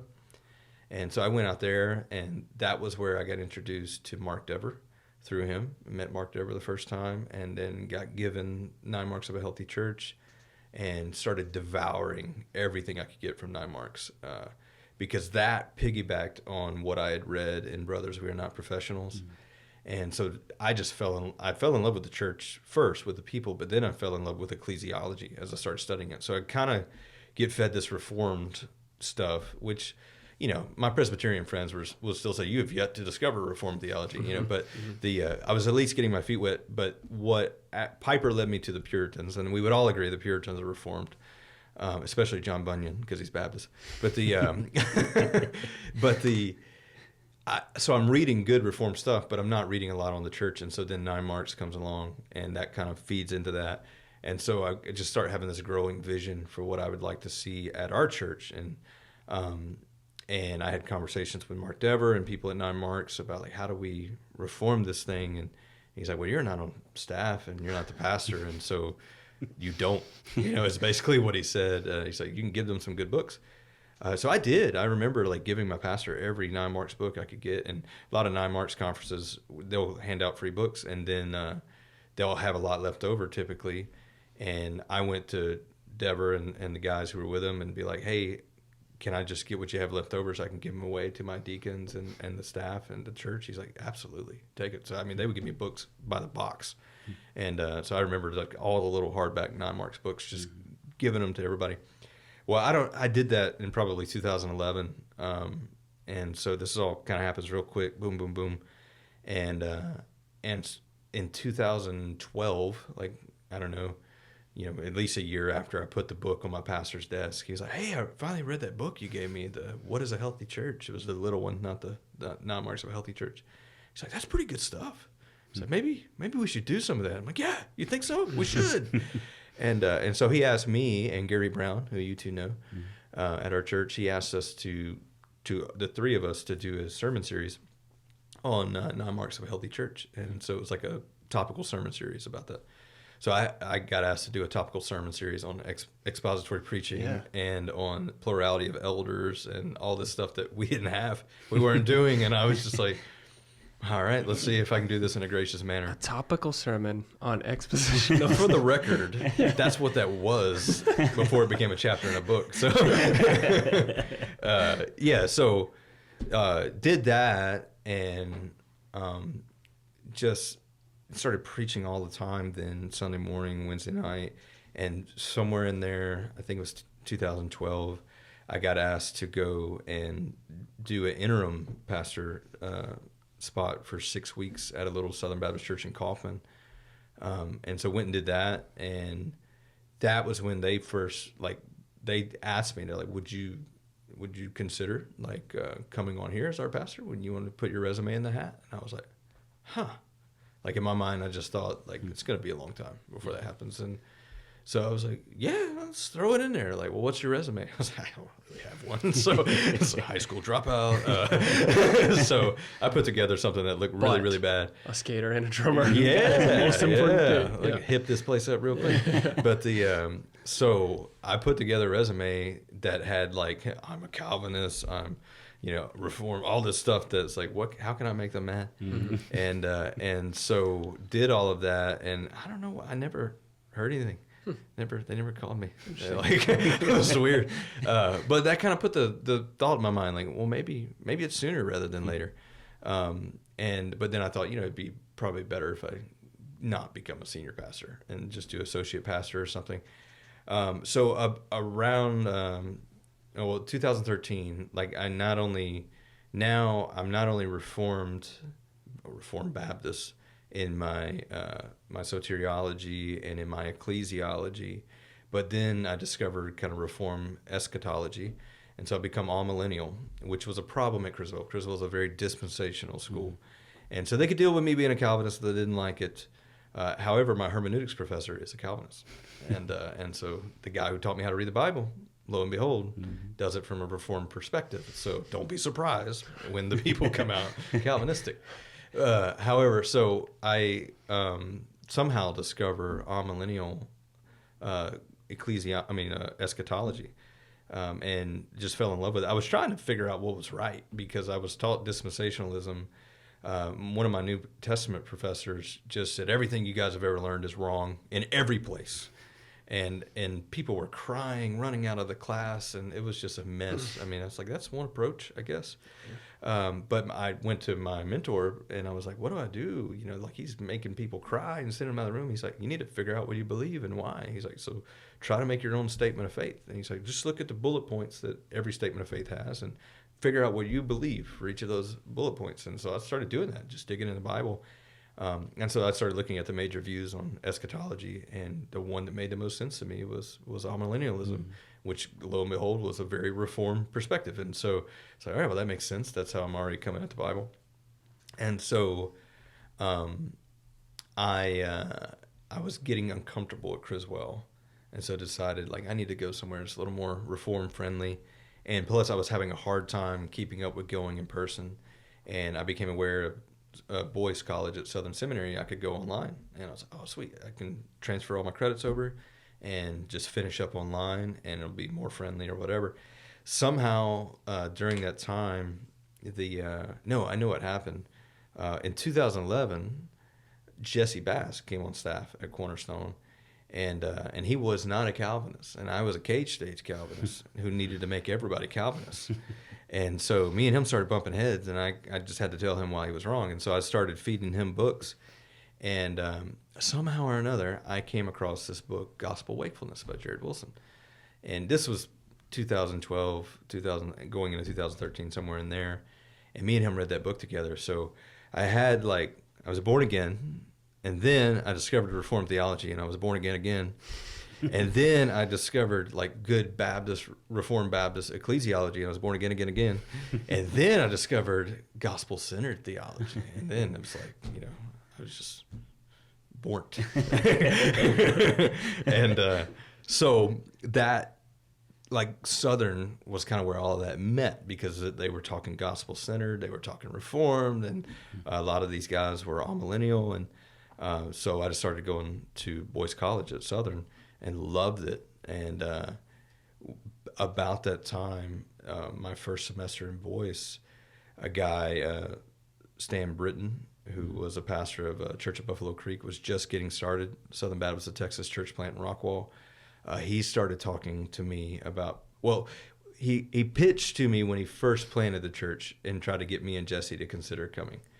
And I was like, no, I'm not going anywhere. We're staying at Cornerstone. And however, I was pretty upset with the way a lot of things were going, but I just didn't feel led to leave because I love the people so much. And so then later on, I'm more and more discontent the more I'm growing in my theology. And Stan and I were friends, and he knew that. And so he was like, man, I'm looking for an associate pastor to come on. And he's like, well, what would you think about coming on and being my associate pastor for like 2 years, and then we'll send you out to plant a church. And their church seemed to be doing really well. And I wanted to go be an associate pastor at a healthy church. And I say associate pastor, like I was willing to do anything. I would have been a janitor. I didn't care. I just wanted to go be a part of a healthy church. And then figure out, like, either I'm going to go be a senior pastor or plant or whatever. So he was like, well, give me a resume and we're going to throw it in the hat because I've got some other guys who are going to apply for it too. And I thought, well, I'm not going to get it because I don't have a degree. And if they look at my testimony, they're just going to be, whoa, this guy's a mess. And he's only been at one church. But at this point, I had been, I went from teaching Sunday school to being a deacon to then becoming the youth guy at the church because the youth pastor moved on. And then, preached so many times, so I kind of done everything in the church at this point, except for pastor, though I was doing a lot of different things that were similar to pastor. And so lo and behold, Stan comes back. He's like, man, our elders want to hire you. I was like, well, why? And he's like, because you're a churchman. He's like, you've been doing this in the church since 2008. It's like you got saved and got to work, and you've been at the church the whole time, just blowing and going. He said, yeah, these other guys got degrees, but they've never done anything. They've never been in a church. Like, they went to seminary, and then now they're coming and trying to get a degree or trying to get hired on at a church after they got their degree, but they weren't in a church while they were doing it. I mean, I'm sure they were attending, but they weren't serving or whatever. And I was like, oh, okay. I was like, all right, well, let me think about it, pray about it. Well, about that time, a guy you guys know, Eric Creekmore, reached out to me with basically the same offer. And I don't know how that happened. Actually, I do know how that happened, now that I think back on it. It started with his wife, Heather, and Amy, who both taught spin class at the same gym. And they got to talking, and she was telling Amy how her and Eric had been talking about wanting me to come over there. And I don't even know. I think I'd met Eric a handful of times at this point, but not much. Yeah. Mainly because I was just desperate to talk to, there are Calvinistic pastors in the area. I didn't know. And so I loved Acts 29 because of the village and the connections there and how that helped me grow. And of course, Driscoll at the time. And so I think I looked up Eric's sermons and stuff like that and met with him a handful of times. But so he basically offered me the same idea. And so I was like, all right, I don't know. Let me go talk to my pastor and tell him my heart about what's going on because I'm very discontent. It's like, I love the man. He led me to the Lord, but I disagree with so much, because of my own convictions theologically and ecclesiologically and all of these different things. So, but the last thing I'd ever want to do is hurt him or the church. So let me go talk with him. So I go to our pastor, Bob Price, and I tell him, like, look, I've got these other 2 job offers. Like, I was very open. I was like, I'm Calvinist, like, like I'm very committed to this 9 marks church philosophy and ministry. And we're not. And like, I don't want to hurt your ministry, and I'm just very discontent. So maybe it's just time for me to go and get some experience at another church and see how Healthy Gospel Center Church works, and then see what the Lord has for me. And he's like, well, or you could stay here and become my associate pastor, and I can kind of groom you to be the next guy here and make sure that you're kind of the natural choice to be the next pastor, because I'm about to retire. And I was, why would you do that? Like, because we disagree on so much. And he was like, at that time, so I told you, I think the church was 300-ish when we joined. Now it's like closer to 100. And we had dwindled. Just a very typical Southern Baptist story of a dying Southern Baptist church in decline. Cornerstone was planted in July 1981. And it kind of reached its peak heyday through the church philosophy and ministry that Bob was taking. And he saw that, and he said, the way I'm going is it's kind of went up and now going down. And he said, I think the way you want to go is the right way. He's like, I think that's what the church needs, and I think it'll be good for him, which was very humble on his part to say that, and I appreciated it. I don't know if he would still support that based on everything I did. He probably, it's like, man, that's not what I meant, Nick. But so for me, it's the only church I've been a part of. Like these were my family. We moved to Texas. We had Rachel's small family, and that was it. And my family was a mess back home. My father committed suicide. Mother, brother, both in and out of facilities, drugs, alcohol, the whole 9. I never had a family dynamic, really. And now these people love me unconditionally. And I remember being at Criswell thinking, like, listening to all these people talk about their ambitions of, I can't wait to go pastor a church here and get out of my hometown and do this. And I just remember thinking, like, I'm going to have to do that one day. I'm going to have to leave the people I love. How am I going to do that? Like, I can't imagine leaving these people. That's like leaving mom and dad. That's, leaving my brother and sister. And I just couldn't even imagine it. And so when the opportunity came to stay, I was like, oh, man, that sounds really good. And so Rachel and I, we prayed about it. We talked about it. And both of us just had such a peace about staying. Though I knew, like I told her, I was like, if we stay and do what I want to do, it's going to go bad. Like, there's going to be some really bad years, and it's going to get way worse before it gets better. But we both felt like that's what God was calling us to do. We were never, whenever we were frustrated and we wanted to leave, we were never on the same page. Like, I would want to leave, she'd want to stay, or I'd want to stay and she'd want to leave, and we could never agree. But then we both agreed to stay every time, and so I had to tell Eric, no, thank you, but no thank you. I had to tell Stan, thank you, but no thank you. We're going to stay. And Eric went with a silver medal. Yeah. Just, Yeah. So gold. No, just go with this guy. So that was September of, that was probably August of 2013. And then I was brought on staff. And so I started Boyce in spring of 2013. So all that kind of unfolds. Then in July, August is when we're having these conversations. And I officially get voted in and brought on staff in September of 2013. So does he say in that moment, okay, I'll essentially mentor you for a year and then you'll take over? Or is it kind of a slow roll? What's the... Yeah, so then it all gets really blurry and messy. Okay. So first things first, he said, well, you're going to be associate pastor over missions and evangelism and home groups. And so that immediately causes some problems because I was very passionate about missions. And then I was very passionate about evangelism in the everyday sphere, not event evangelism, which I think is what he had in mind. Mm-hmm. And so I started pushing back against the grains, and we're bumping heads about that because I want people to share the gospel in their everyday life, not do events to get them to come to us while we share the gospel, you know. So we're bumping heads and on different things, but we did. We started discussing how to do home groups. We tried it a few times before that, and it wasn't really working. And so I was like, well, you know, I went to school with a guy named Zach Lee, who's a home groups pastor at the Village. The Village does big home groups, you know, ministry or whatever. I was like, so why don't we go? And so let me call Zach and see if they'd be willing to give us some training. He's like, okay. So the whole staff went over there. So we had a children's minister. We had Jesse, who was a worship guy. And then me, associate pastor. We had a part-time youth pastor at the time, and then full-time senior pastor. We had a secretary too at the time, but everybody was part-time, but the pastor and the secretary.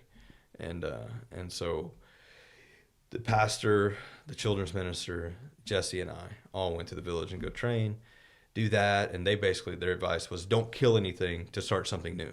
Like keep everything you have going and then just offer home groups on top of it. So we started trying to do that. And so I went through, I proposed us to do Tim Keller's The Gospel in Life, and which I loved it. And some people in the church loved it. A lot of people hated it. And a lot of, you know, Tim Keller's acquired taste, I suppose, anyway, because he's not going to draw. He's not Piper, right? He's not yelling at you. He's not Piper. He's not passionate. His hands aren't moving all over the place. He's just kind of chill and just tells you how it is. But I just loved everything he was talking about because I was the gospel-centered aspect of everything. I'd just been born again. And I was like, we need this gospel-centered stuff. And, so I was doing that, and then there was problems in staff meetings where it came off as Jesse and I against the world because I had convinced Jesse that he was wrong and that Calvinism was right, or God did by his sovereign grace, and but he had come over to the dark side, and then the gospel center stuff and all that, and then I was feeding Jesse all the 9 Marks books and all that, so I had an advocate on staff with me. And so it was very much me and Jesse against everybody else type of thing.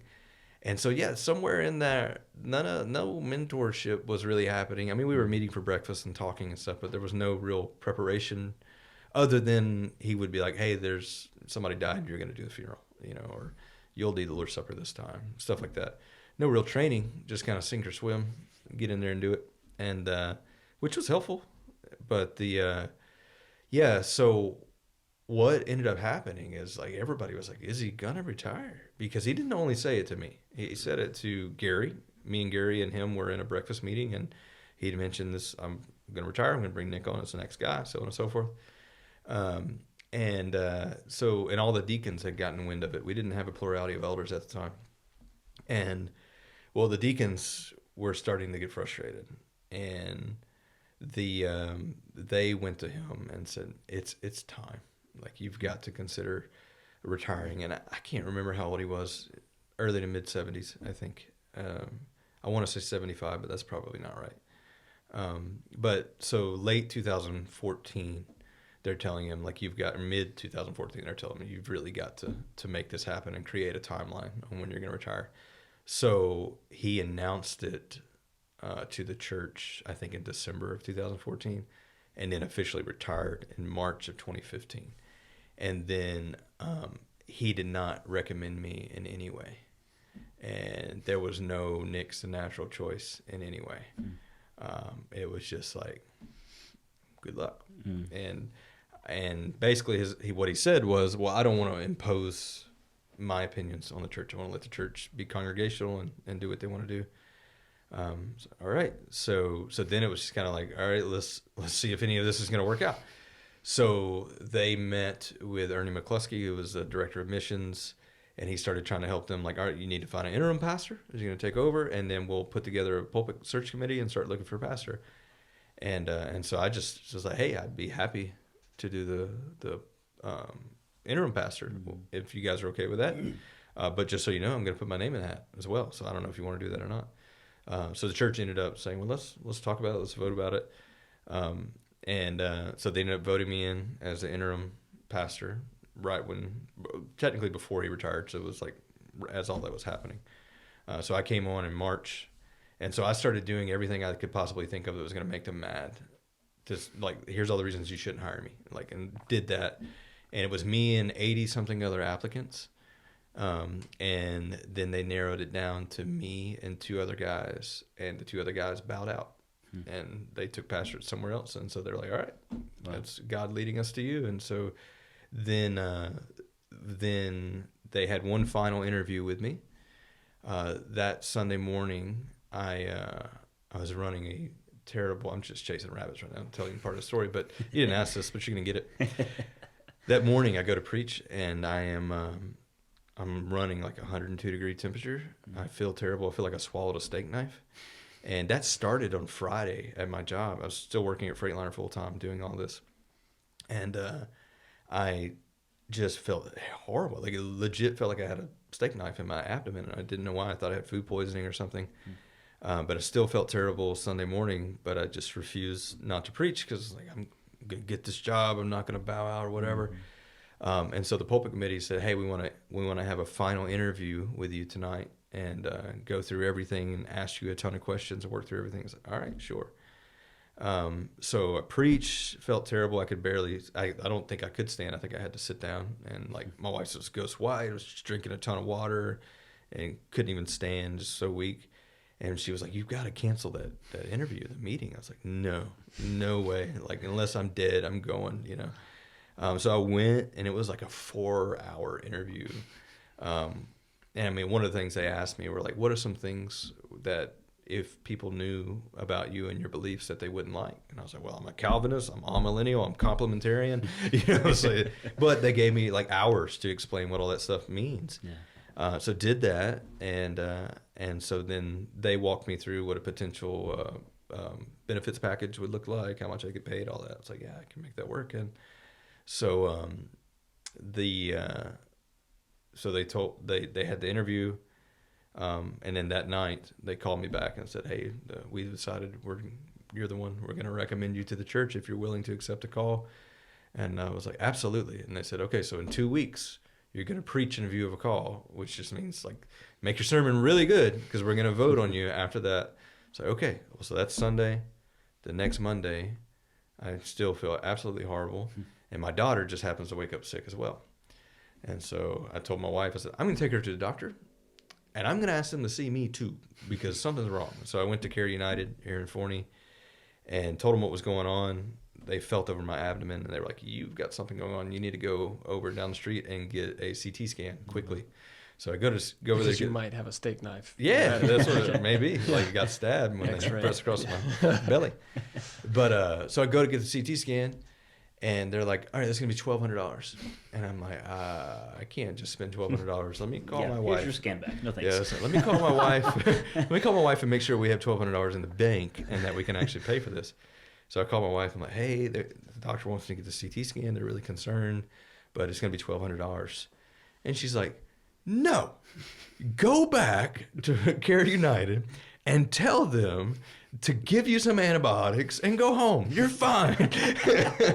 And I was like, well, let me call her. Let me call the doctor and see what she says.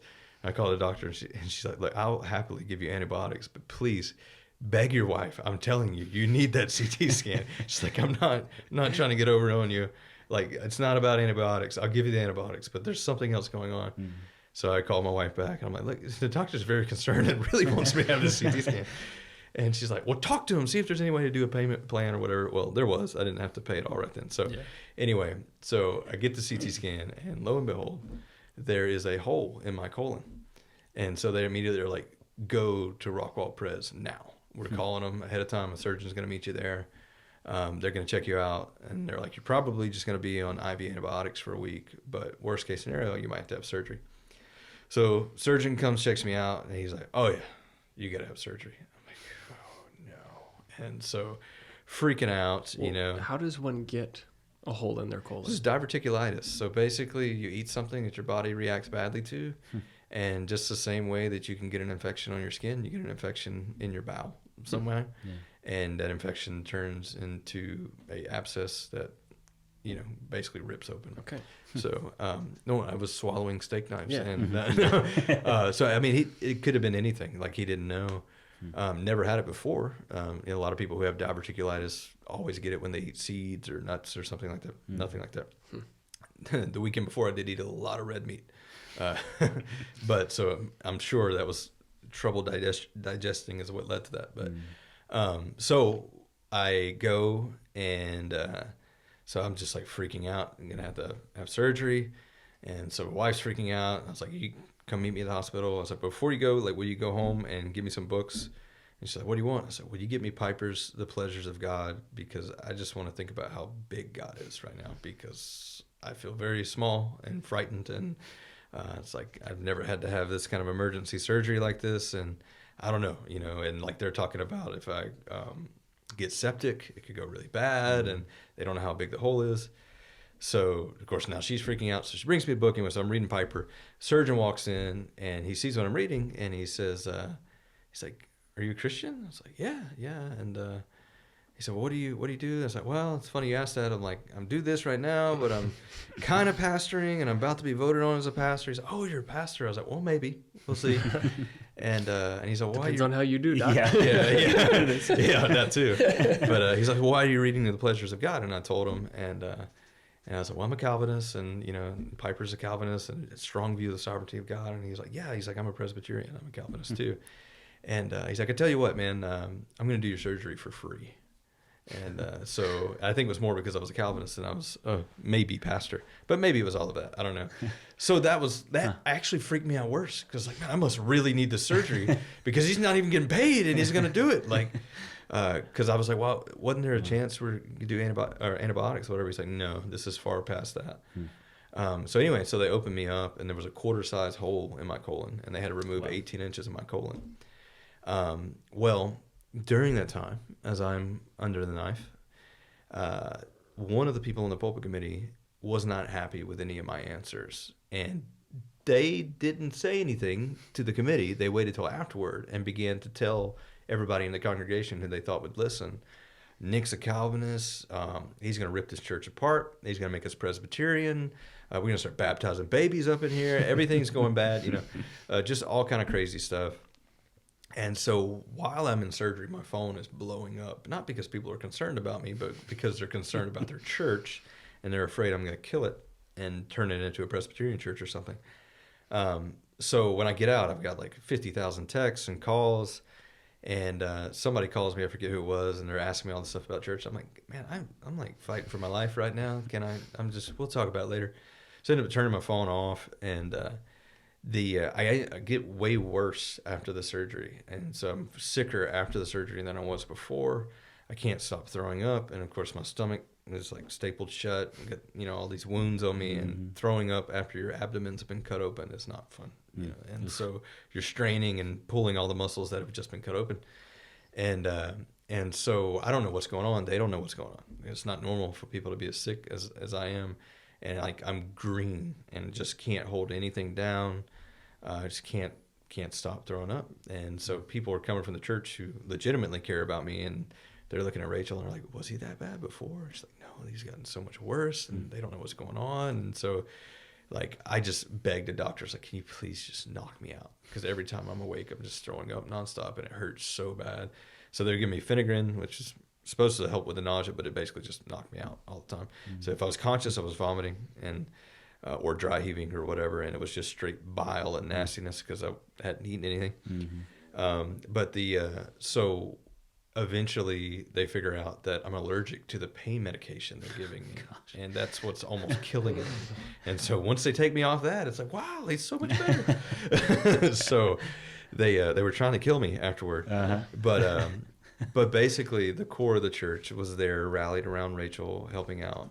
But other people were rallying the troops against me and Rachel, ready to vote against me. So I come back in 2 weeks, and I'm cut open, weak, all that, and come back and preach in view of a call, and all of these people who I've never met before show up to vote against me.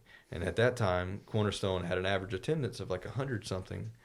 Not even 100 something. It's probably like 80, 90 something typically. There's 130 plus people there this Sunday, and at least 30 plus I had never met. But their membership rolls was like we had hundreds of people on the membership roll. Which means they can vote. Yeah. So they showed up just to vote against me. And so the woman on the pulpit committee had told some people who told some people who told some people, and they rallied all the troops and they come to vote against me. So I get voted in though by one vote, and I think it was like I had to have a 75% approval rating, and it was like barely. So I got voted in, and I don't know if all those people would have been there all the time, I probably wouldn't have took it. Like if I thought I was going to rip the church apart that bad, like basically a quarter of the church didn't want me there. But that quarter didn't even go there. It's like, you don't even go here. Where are you? And I remember, one person telling me, I've been a member here since 1986. I was like, I've been here since 2008 and I've never seen you. Like, where are you? Like, do you come? So got voted on just narrowly. And and the rest is history after that. So that's how I became pastor. Man. A really roundabout way of answering your question, and you got to hear about my colon. Yeah. And so it was... that was for free. Yeah, thank you. Just a little added bonus. So it was smooth sailing from then on out then. Oh, yeah, for sure. Not a bump. So it was interesting because, like I said, I tried to do the things that I thought would irritate people, some of the changes that I was going to implement. So, immediately started doing expository preaching. I killed the altar call. I talked a lot about plurality of elders. I started talking about meaningful membership. And even during the interim period, anybody who wanted to join, I made them go through a membership class that had never happened before. We didn't even have a confession of faith, but then I started using a confession of faith in the membership class that wasn't even ours. We didn't have a church covenant. I did the same thing. So started using the New Hampshire Baptist Confession, I think 1853, if I remember right, and a covenant. Basically just robbed a bunch of stuff from Mark Dever. And so started doing all that, and the expository preaching was the first. Well, first, the people who voted against me, most of them left, right? So immediately we go back down to a little under 100. And then some of them stayed with the intent of, I'm going to run you off. And some of them had a change of heart through that, and some of them just left when they realized they weren't going to run me off. But then the first thing that ran people off outside of that was like the expository preaching. And then everybody was concerned about me being a Calvinist. And so some of the deacons were like, you need to do a series that hits on Calvinism so people will know what you believe and you can work through this. And I knew they weren't used to expository preaching. So the first series I did was on the Sermon on the Mount, which I'm excited about to get to do that over again. And Lord willing, do it right this time. But so I didn't do a big book. I just did 3 chapters. And because I thought the Sermon on the Mount really shows what a Christian is. And I knew we had some nominal Christianity in the church. I was like, this will help them see what a true follower of Christ looks like. And it did. That helped a lot with some things. And that's why some of the people had some heart changes through that. Just a lot of gospel and a lot of the words of Christ, which was so good for everybody. But no real Calvinism or anything in that. And so then the next series I did, when they were telling me you should do something that hits on Calvinism, I was like, well, let's preach through Romans 8. We'll just do just that chapter. And I was like, we'll get there eventually. And when I did, the same deacons who asked me to do the series stood up and left and said, I can't be a part of a church that believes in a God like that. And they're like, that's not Baptist to believe in that. And just a lot of crazy stuff like that. And so a lot of people left because of Calvinism. Then things went okay for a little while, and we started kind of picking up some steam. What year is this? This is still 2015. So how old are you now? 30. Okay. Yeah. When you were voted in, were you 30? 30. Yeah. And so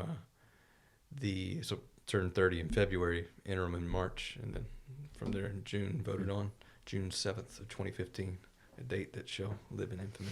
But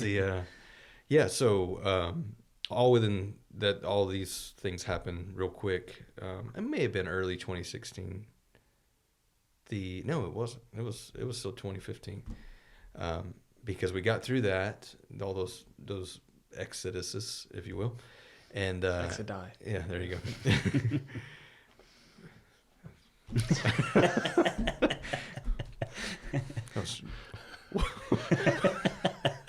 You don't even want to know. What are multiple platypus? What's a platypi? Platypi. Okay, all right. That was what was going through my head. I don't know why. Thanks for. You got buttermilk, apple, platypi. No. Yes. I'm going to regain my composure. So, get into Romans 8. That happens. Then I started First Peter, I think. And I was just looking for short books to do, sticking primarily to New Testament, which I like to do anyway. I did the Psalms over the summer months in 2016 and would bounce back for the Old Testament a little bit here and there. But by and large, just given where the church was in the maturity and given where I was in my maturity and my lack of preaching skills, I just felt more comfortable in the New Testament. I mean, I would use the Old Testament as illustrations, things like that. But so First Peter, and I start realizing, I already knew, but we had a lot of idolatry when it came to America. And I mean, I'm all for healthy patriotism, but it wasn't that. It was worse, to the point where America was like the new Israel type stuff is what I was seeing. And so I would make it a point when I was preaching the First Peter to say things like, we are not an American church. We are a church that happens to meet in America. The church is a heavenly embassy, right? We represent heaven on earth. Yes, we have a dual citizenship, but our primary citizenship is heavenly. And I would say stuff like that. Well, during this time, we had grown through a lot of people coming in who were hungry for expository preaching and realized I was a Calvinist, and that's why they were there. So we had a lot of cage stage Calvinists there. And not a lot, but that's who was growing, and some different people had come in during that time that were, of the same theological convictions as me. And so they were hearing what I was saying, and they were like, if this is true, why do we have this American flag on the stage? And so we had the American flag, Christian flag on the stage, which Rachel knew I didn't like. But I didn't, I knew I had plenty of other problems to worry about, and I just didn't want to go there. It was a cleanup work day on a Saturday, and her and some of our new members were in the worship center cleaning some stuff up, and somebody mentioned hey, if what Nick says is true, if we're not an American church, why do we have this flag? And Rachel's like, he didn't really want it there, but and so she said that, so then it got moved, and she didn't move it, but she feels at fault, even though I don't think she is, just for saying that. That was my wish, I guess you could say. And so it got moved into a storage closet. I didn't even know this. She didn't tell me this. And I don't even know if she knew it was moved into a storage closet, but she said what she said. And so the next Sunday I preach, and that Sunday afternoon, one of my deacons, who's a retired Navy SEAL, calls me and says, "Where's our flags?" So what are you talking about? He's like, "Somebody called me, told me you got rid of the flags. Maybe you did some stuff to them." It's like, what, flag burning or what? He's like, "Maybe." I don't know, and I was no. I was like, "Hang on, let me see what's going on." So ask around, figure out what's going on. Call him back. "Here's what happened. I'm sorry that happened. I didn't mean for that to happen." I said, "But can I just explain to you why I think biblically they shouldn't be in there anyway?" He's like, "Sure." I mean, this guy was a huge supporter of me, very kind. His wife was on the pulpit committee that brought me in. And so I'd start walking him through biblically why I didn't think it was a good idea to have flags in the worship center. And he was like, "Man, I'm having a little trouble following you. Would you be willing to type it up in an email so I can read through it and pray about it?" It's like, "Yeah, no problem. No big deal." So I started working on that. And then I started getting a call from every veteran in the church. So quite literally, somebody was rallying the troops against me and just saying things like, "Nick hates America. He's burning flags," or whatever. Yeah. And so I talked to these people. I'm like, "You know what? I'm writing up an email. You know what I'm doing? I'm just going to send it to the whole church. So just give me a few minutes. You'll get everything, every answer to your question, or all the answers to your questions will be there." Yeah. And so I sent that thinking, "Oh yeah, this is going to solve everything." Send. Oh, it made it so much worse. It was so bad.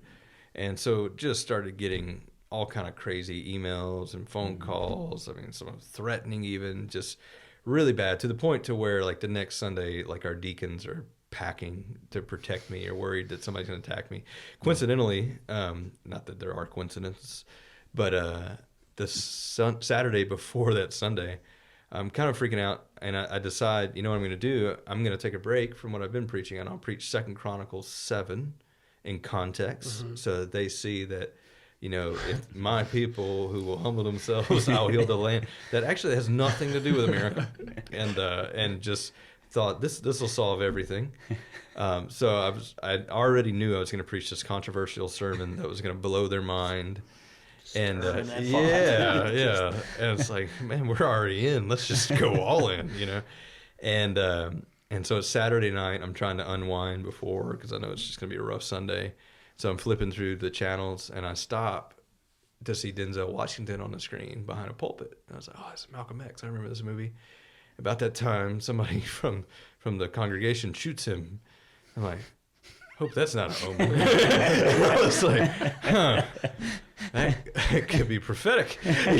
So I've got that image in my head going into Sunday morning, and some of my deacons are already worried. They're like, don't worry, we're going to be sitting on the front row with our pistol on our hip. And I'm just like, don't tell me that. Like, is that really necessary? And so that Sunday, people show up in American flag T-shirts, American flag ties, American flag tennis shoes, American flag ball caps. By the way, most of that is against flag code. And so so that happens, and the whole time I'm preaching, they're just sitting there with their arms crossed, not listening to a word I'm saying, and don't want to listen. And at the end, my secretary gets up and resigns and says, I'm leaving this church, and you all should too. And a bunch of people get up and saying they're leaving, and people are filming us, and just, and my wife gets up and tries to fall on the sword and say it's her fault, not mine. And I'm like, no. And at that time, my associate pastor at the time was a veteran. And so he got up and he was like, I love this country. I fought for this country. And I completely agree with Nick. He's like, he's just trying to be biblical. And nobody really wanted to hear that. Well, then finally, after a lot of rattling back and forth, the original guy who called me, the Navy SEAL, got up, stood beside me, and just said, man, Nick's just trying to be biblical. If you guys can't see that, maybe you should leave, And so they did. There was like a third of the church left that day. It was really rough. And what was really bad is that week, me and most of the elders left to go to a 9 Marks Weekender in Washington, D.C. So it's like the church exploded, and we just like, all right, we're getting on a plane. See ya. And so it was really bad. But when we got there, lo and behold, the same thing had happened to Mark Dever's church, the flag controversy. So the guys were really encouraged when they heard that story. It was like, it's not just us, But yeah, so that was the next big exodus. And then things went smooth for a while. Not really any growth, just kind of stable. And then some of the reform folk who came in weren't real happy with my pace of things and wanted us to be more reformed more quickly. And I wanted to go slow. And, I would say things like, if people love Jesus, that's a win. I don't care if they know who John Calvin is. And so there was some tension back and forth. And my associate pastor ended up resigning. And him and a few families went and started their own church that was Reformed Baptist. And so that was another little exodus kind of. And so then it was just like that was 2016 as well. So that was all in 2016. March of 2016 was Flag Day. And then the kind of our Reformed people who I was excited who were there because they shared my theology ended up leaving. And in that same year. And so then it was just kind of radio silence, no growth, but nobody really left for a little while. And that was when it was spring, or not spring, it was still winter. It was January, February of 2017 when I was just fed up. Like, we had went through all that hurt. We didn't have anybody coming. We were down to about 30 people. It was always like, is there going to be enough money to make my salary and Jesse's salary or not? Can we pay our bills? We don't know. I was always worried that we were going to have to cut somebody's pay, and I didn't want to hurt anybody else. So I was like, I'm going to have to take the hit because most of the money comes to me. Can I do that? Do I have to go back to work at Freightliner? What am I going to do? Just a lot of struggle through that. And then at the same time, I'm just trying to be faithful and trying to point the church in a faithful direction. And so kind of over that year, I ended up going to Piper's Pastors Conference, just very beat down, frustrated. And that was when I got to talk with Piper for a little bit. And he basically told me, like, why are you beat down and frustrated? Like, you get paid to preach the Bible and people are showing up. Like, I don't care if it's 30 people. Like, anybody's showing up. That's amazing. And he's like, do you really think you're worthy of people coming? I was like, no, not really. So he's like, so just preach the word and be content. I was like, all right, amen. And so I did that, and so we had like a year or so where there was no growth but no loss. but a lot of healing, and we really just became a tight-knit family during that time. It was really good for us. And then about a year after that, late 2017, early 2018, we just started growing, slow and steady. And then that was after that, it was like, wow, through that, we ended up adopting the New Hampshire Confession of Faith, adopting a church covenant, totally redoing the church constitution and bylaws to where we actually function by them. Cleaning the rolls. Membership rolls matched. We had fewer members than we had in attendance, right? So attendance was larger than membership instead of it being the other way around, right, which was nice. We did have to do some church discipline and things like that, but we had taught through all of that. So we had membership classes when people were getting voted in, and then we had to vote members out and do church discipline and things. But and so preached through some Old Testament books, preached through New Testament books, and things were just going really well. And then COVID hit. Things were going well at that point. I mean, we were healthy.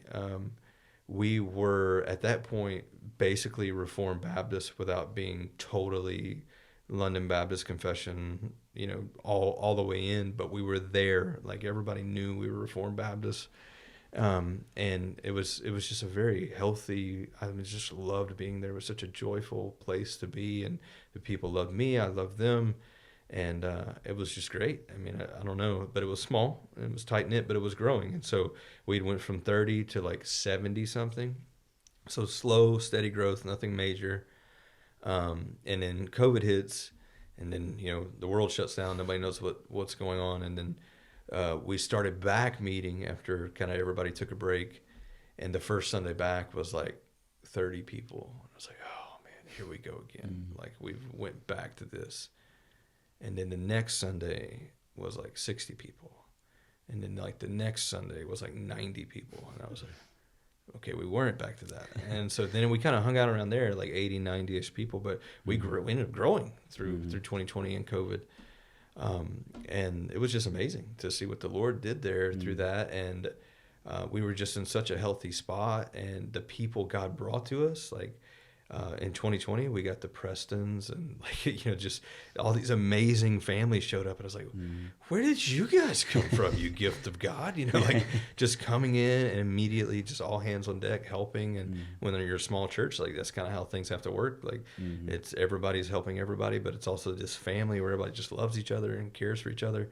And so then fall of 2020, you and I start talking about the possibility of a merger. And so then by fall of 2021, we merged, right? So August 1st, 2021, which again, I would say that first Sunday of the merger, we were probably around 100, a little over 100. And then since then, the attendance as of late has been around 150, some Sundays over, some just under. And our membership is 102 members. I corrected myself on that today. 102 members with a handful that we're looking to bring on more, and just an incredibly healthy dynamic, and people really love each other. It's grown, which is hard, working through the growing pains, but it's still very much a family, and just a fantastic place to be, and night and day from where things were to where things are. So I went from getting put through the ringer, and I didn't want to leave. I stayed there, and then I got put through the ringer, and I really wanted to leave. And then Piper said, "Stop being dumb." And so then I stayed, and then now I don't think you could pay me to leave. I love it here, and just amazing to see what God has done. Yeah, that's awesome, man. That's awesome. Not that numbers matter, like they don't, right? But it's been amazing to see that aspect of it. And I should mention, like, the far more amazing part of that is seeing the spiritual growth in the people. Yeah. Some of the people who had no idea, what Reformed theology was, to now, like, being a true Reformed, die-in-the-wool Reformed Baptist. But along with that, more importantly, just them knowing Jesus, loving Jesus, living for Jesus, and realizing, like, the Christian life doesn't just happen on Sundays, every day, and just truly trying to pour themselves out for the glory of Christ. It's just amazing to see that and seeing the transformation. And see, some of those people were the people who voted against me, who stayed through all that and had a total change of heart. And that matters far more than any of the numerical growth, but just seeing that spiritual growth in people. Not that being my supporter has anything to do with spiritual growth either, because I need to be rebuked as much as anybody else. But but just seeing them grow in their walk with Christ has been utterly amazing. And it's just that healthy dynamic is what makes Cornerstone such a special place, that the people really, really love Jesus. Today in a Bible study, Don Thurman, who's our oldest member at our church, we were going through 1 Corinthians, where it talks about preaching Christ, the foolishness of the gospel. And he said, I'm so happy that I had a pastor who was like, this compliment didn't come without its knocks. He was like, I had an uneducated, young, dumb pastor who came in and just would not shut up about Jesus. And he's like, it's been so good for us. He's like, just to see what God has done with that, when he just came in and just kept saying Jesus, Jesus, Jesus, Jesus, and preaching Christ and him crucified. I was like, well, that was the only thing I had in my bag of tricks. So yeah, so praise God for what he's done. Yeah, absolutely. Well, again, thank you. Now, so we've heard just a giant chunk of your life and all of its ups and downs, the weight and the gravity of it. So we also want to, I guess, lob some softballs to you, but also some maybe curveballs, hard balls here and there to just maybe lighten the mood a little bit. So just random questions. You have the ability to appoint the next president of the United States, but you have to choose from one of your kids. Who do you choose? Jonah, just because he's the most conservative. But I don't know if that's a good thing either. Might be like 4 more years of Trump. Yeah. Jonah. Good. Jonah. That's a good answer. Jonah 2036 or something. Would he be old enough? Don't He's you have to gonna be be 32? 35, right? Wait, 35? I don't know. Just throw a number out there. It's 30 something. I don't know numbers. I don't know how old he would be in 36. That's not either. very far from now, I guess. It's He's 17 now, so. Yeah, a little farther. So what's 15 years plus 22 is Would you call me? 2037. So you were close. Oh, man. But there's not an election in 37. That we know of. We'll see what happens. Okay. Monarchy by then. You heard it here first. You heard it here first. Okay. Least favorite Christianese quip and why? Define what you mean. Like you hear something that. Like how he doesn't like Christianese. 2 sides of the same coin. Yeah. Well, yeah, but that's more broad. That's broad, yeah. Yeah, everyone says something like that, but Christianese quip, something that. Give me an example. Well, but I don't want to. I don't want to lead the witness. Like here. someone says, for instance, I'm not saying this is one of mine, but like, let's do life together. Or, or if you're on the pulpit and you're like, let's dive into the word. Like, just, I don't know. Yeah, Not stuff that like it's that. necessarily wrong or bad, but Right, but stuff that you don't necessarily like, and why? you said one earlier that was one of mine, actually. I can't remember what it was now. But Probably said do life. Aaron's just fuming over I know. your life. Was it Chris Tomlin? no, but I am upset that we just lost one subscriber to our podcast. Sorry, Mr. Tomlin, if you're still listening. Yeah. Let's see. I don't know. Man. I don't think like that. I didn't grow up with all that stuff. Well, so- you mentioned preach the gospel at all times. Yeah, So, yeah. There you okay. go. But Well, there you go. I hate it because it's unbiblical, not Oh, because there you it's Most of them are. Like, Yeah. yeah, let go and let God. How about that? Oh, there you I just go. wanna- I don't like that. Speaking our language, man. I like it. Yeah. So why? Because they're not biblical. Got it.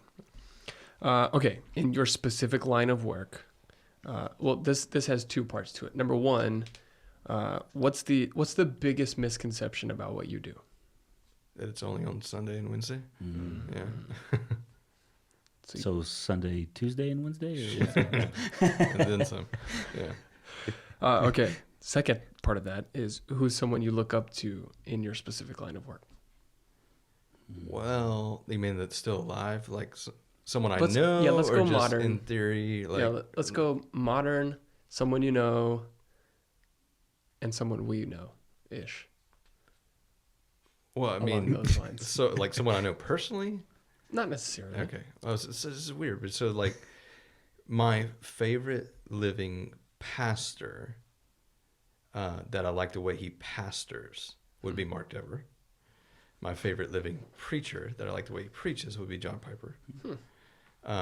But that's people I don't know really. Like, Yeah. as far as people I know, I don't know. That's hard. That's a tough one. Yeah. Yeah. You don't have to answer that one. Like I've never. I mean, I have a few buddies that I look up to and see how they're leading, and it's amazing.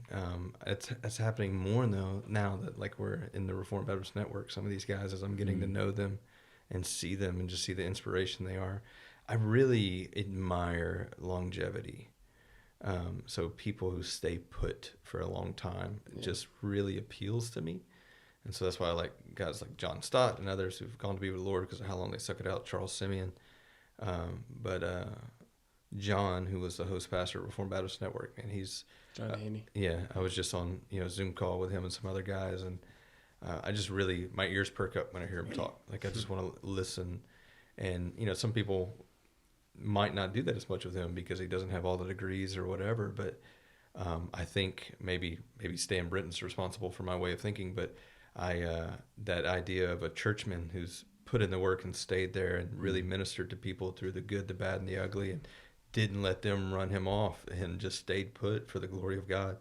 That really means a lot to me. And so looking to guys like him is helpful.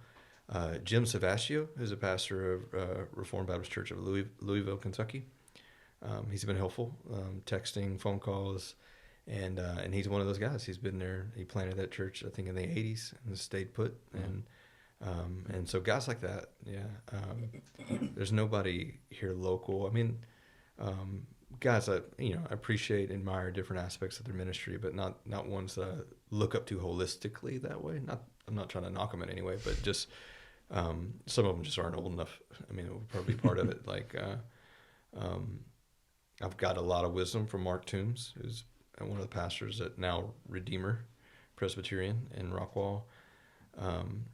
But I have to eat the meat and spit out the bones because it's Presbyterian. It's got a lot of meat, a lot of good things. He's been there for me a lot of times. But I don't know. It's the best I can do with that question. Oh, it's well done. All right. Actually, Stan Britton, I don't know if he knows this or not, but him and Cooper Taylor at the time were instrumental in me discovering gospel centrality. So fun fact about that. Okay. I gotta mention one other name in case he listens. Vaughn Paxton, who has been just a great friend. Atlanta, right? He's not in Atlanta. He's in South Georgia in a Cordele, First Baptist Cordele, I think is how you say it. Cordele. But he was here, and we went to Criswell together and started the same semester and just kind of been on the journey to, kind of together through all of it, about the same age too. I mean, we don't agree on everything, but man, he's just been such a brother through everything. And there's been times when I was ready to quit that I could call him and he'd talk me out of it. And there's been times when he was ready to quit and he could call me and I'd talk him out of it. And we'd just be there for each other, just pray for each other. And so, man, yeah, definitely look up to him and in so many ways. And he's just been such an encourager through all of it. Mm-hmm. Have you ever seen a ghost? Not that I'm aware of. Favorite fictional character?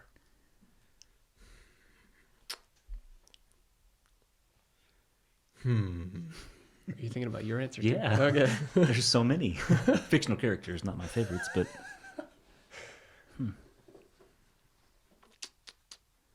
Probably Gandalf. oh, nice, Yeah. nice. Interesting. I've heard of him. Have you really? I have. I started. Only to the grapevine. I started Hobbit. Really? Yeah. The movie or the book? The book. Ah, okay. Yeah. We won't get into that now. Were dinosaurs real? I think so. Oh. Yeah. Why do you think so? That was a quick answer. You thought about Yeah, this. you have. Yeah, Did that you was- prep for? No, but that question bothered me early on. And just looking at different things and fossils and then thinking, yeah, there's scripture that it goes with and Job and everything. I mean, I'm not saying it like Jurassic Park, but I think, yeah, some version of dinosaur was probably real. Yeah. Interesting. Yeah. I like to think it was like Jurassic I Park, though. really like Jurassic Yeah, Park. I like all of them. those are my favorite fictional characters. Well, I guess maybe they're not fictional, but all the Maybe, dinosaurs. maybe not. It's debatable. The Adominus Rex. Yeah, Can I okay. change my answer? That's my favorite. Blue, My favorite the raptor. Yeah. She was a good girl. You're my girl, Blue. Sorry, that was mixing. Yeah. Some of that was redeemed. Okay, something that God is teaching you currently, showing you currently. That I am nowhere near as far along in sanctification as I thought I was. Weird things that early on I was very successful in battling temptations of pride, things like that, that now suddenly flare up. And I was like, man, I just thought I was past this. And yeah, so what he's teaching me in that is that I cannot get comfortable in the fight. I've got to fight sin daily. And there are little things that aren't sin that lead me into sin, particularly things that are tied to my youth. Things as dumb as music or movies or, just things along those lines. Anything, this sounds bad, anything that has a hint of nostalgia to it can put me in a frame of thought that leads to spiritual apathy. And I have to fight those things and realize, like, I have to do, like, this may sound extreme, I have to do like 2 hours of devotions daily just to live the Christian life. And I have to stay away from certain things that aren't sinful at all, just because I'm too immature to deal with them, and they lead me down a really bad path. Yeah. And I mean, it's really dumb, some of the things, like it's not sinful at all, but it just leads me to a place to where I let my guard down and end up falling prey to temptation. And just realizing, I think I heard Piper say this one time, that like you've got about 3 seconds to fight sin, and if you wait any longer, you're gone. Like you think you can still, oh yeah, I got this. No, you don't. You're gone. You're gonna find a way to get back to it, and that just happens. And so, yeah, so I just realized, like, get up early, do whatever I got to do to get in that time of prayer. I mean, it's really insane how many devotionals I read and scripture and just, I don't recommend it to any normal person, but I've often said, and I know it didn't originate with me, but I am too immature not to be a pastor. Like it's thank God that I get paid to spend my time primarily in the Word and in prayer, because I'm not mature enough not to. Well, thank you for sharing that with us. To close out our time, we'll hit you with a lightning round. Okay, so these are 3 to 5 seconds, thoughtless, but I know that you have a ton of thought behind what you're going to answer with. So, lightning round. Country music or EDM? Country music. Okay. Expositional or topical? Expositional. Manuscript, notes, outline, or no notes? Outline. This one will pertain to you particularly. KJV, NASB, NIV, or ESV? ESV. All right. Lectern or music stand? Lectern. Oh. Handheld mic, Garth Brooks mic, otherwise known as the Britney, I got it. or lapel mic? Lapel. All right. 1500 reformers or 16 to 1700 Puritans? Puritans. John MacArthur or John Piper? Piper. All right. And here's, I think, the best one. Spend 5 minutes with John Bunyan, but you can never read his books again. Or spend 5 minutes with Charles Spurgeon, but you can never quote him again. Spurgeon. For anybody who doesn't know, that's insane. I mean, is God going to take care of me not quoting him? Or am I supposed to be that strong-willed? Because that's probably not going to happen. That's a good question. Well, so I guess one thing to mention to you is that you mentioned thinking about everything in your past, kind of nostalgia. So maybe tonight and tomorrow, 4 hours of devotion as opposed to 2, since we just took you through all of it. No, it's not like that. Okay. It's more dumb. I can talk about it. It's, I grew up around Outkast, right? Can't listen to Outkast. It sends me in a bad way. Not that there are many Outkast songs that anybody should listen to as far as they're explicit, but yeah, stuff like that. I hear dumb you. music, I hear you. things that doesn't matter. Yeah, it's weird. Gotcha. KJV. Yeah. Sends you. Got it. Prison Bibles. Yeah. Well, in light of all that we've seen tonight about the immensity of God's grace just throughout your life, and then seeing how God's even used something along the lines of your obsessive and addictive personality and flipped that right side up for his good, for your good and his glory, rather. Let us remember the gospel and remember who God is for all who are listening, that he is perfectly just, perfectly good and gracious and merciful and loving. And all of this is seen most clearly in the life, death, and resurrection of Jesus. As God says in Malachi 3:6, "For I, the Lord, do not change. Therefore you, O children of Jacob, are not consumed." Because of who God is, and because of who he is does not change, we are not consumed, but instead we are saved. Our salvation is not tied to anything we are or do, but to who God is and what he has done. And because our God does not change, neither will his posture toward us who are in Christ change. God is totally for us in Christ. And because nothing can change God, nothing can change our status in Christ. Therefore, as Romans 8:39 so gloriously says, nothing in all creation will be able to separate us from the love of God in Christ Jesus our Lord. So until next time, this has been Nick Esch, Aaron Alvarado, and me, Jacob Simmons, and we are Made for Another World.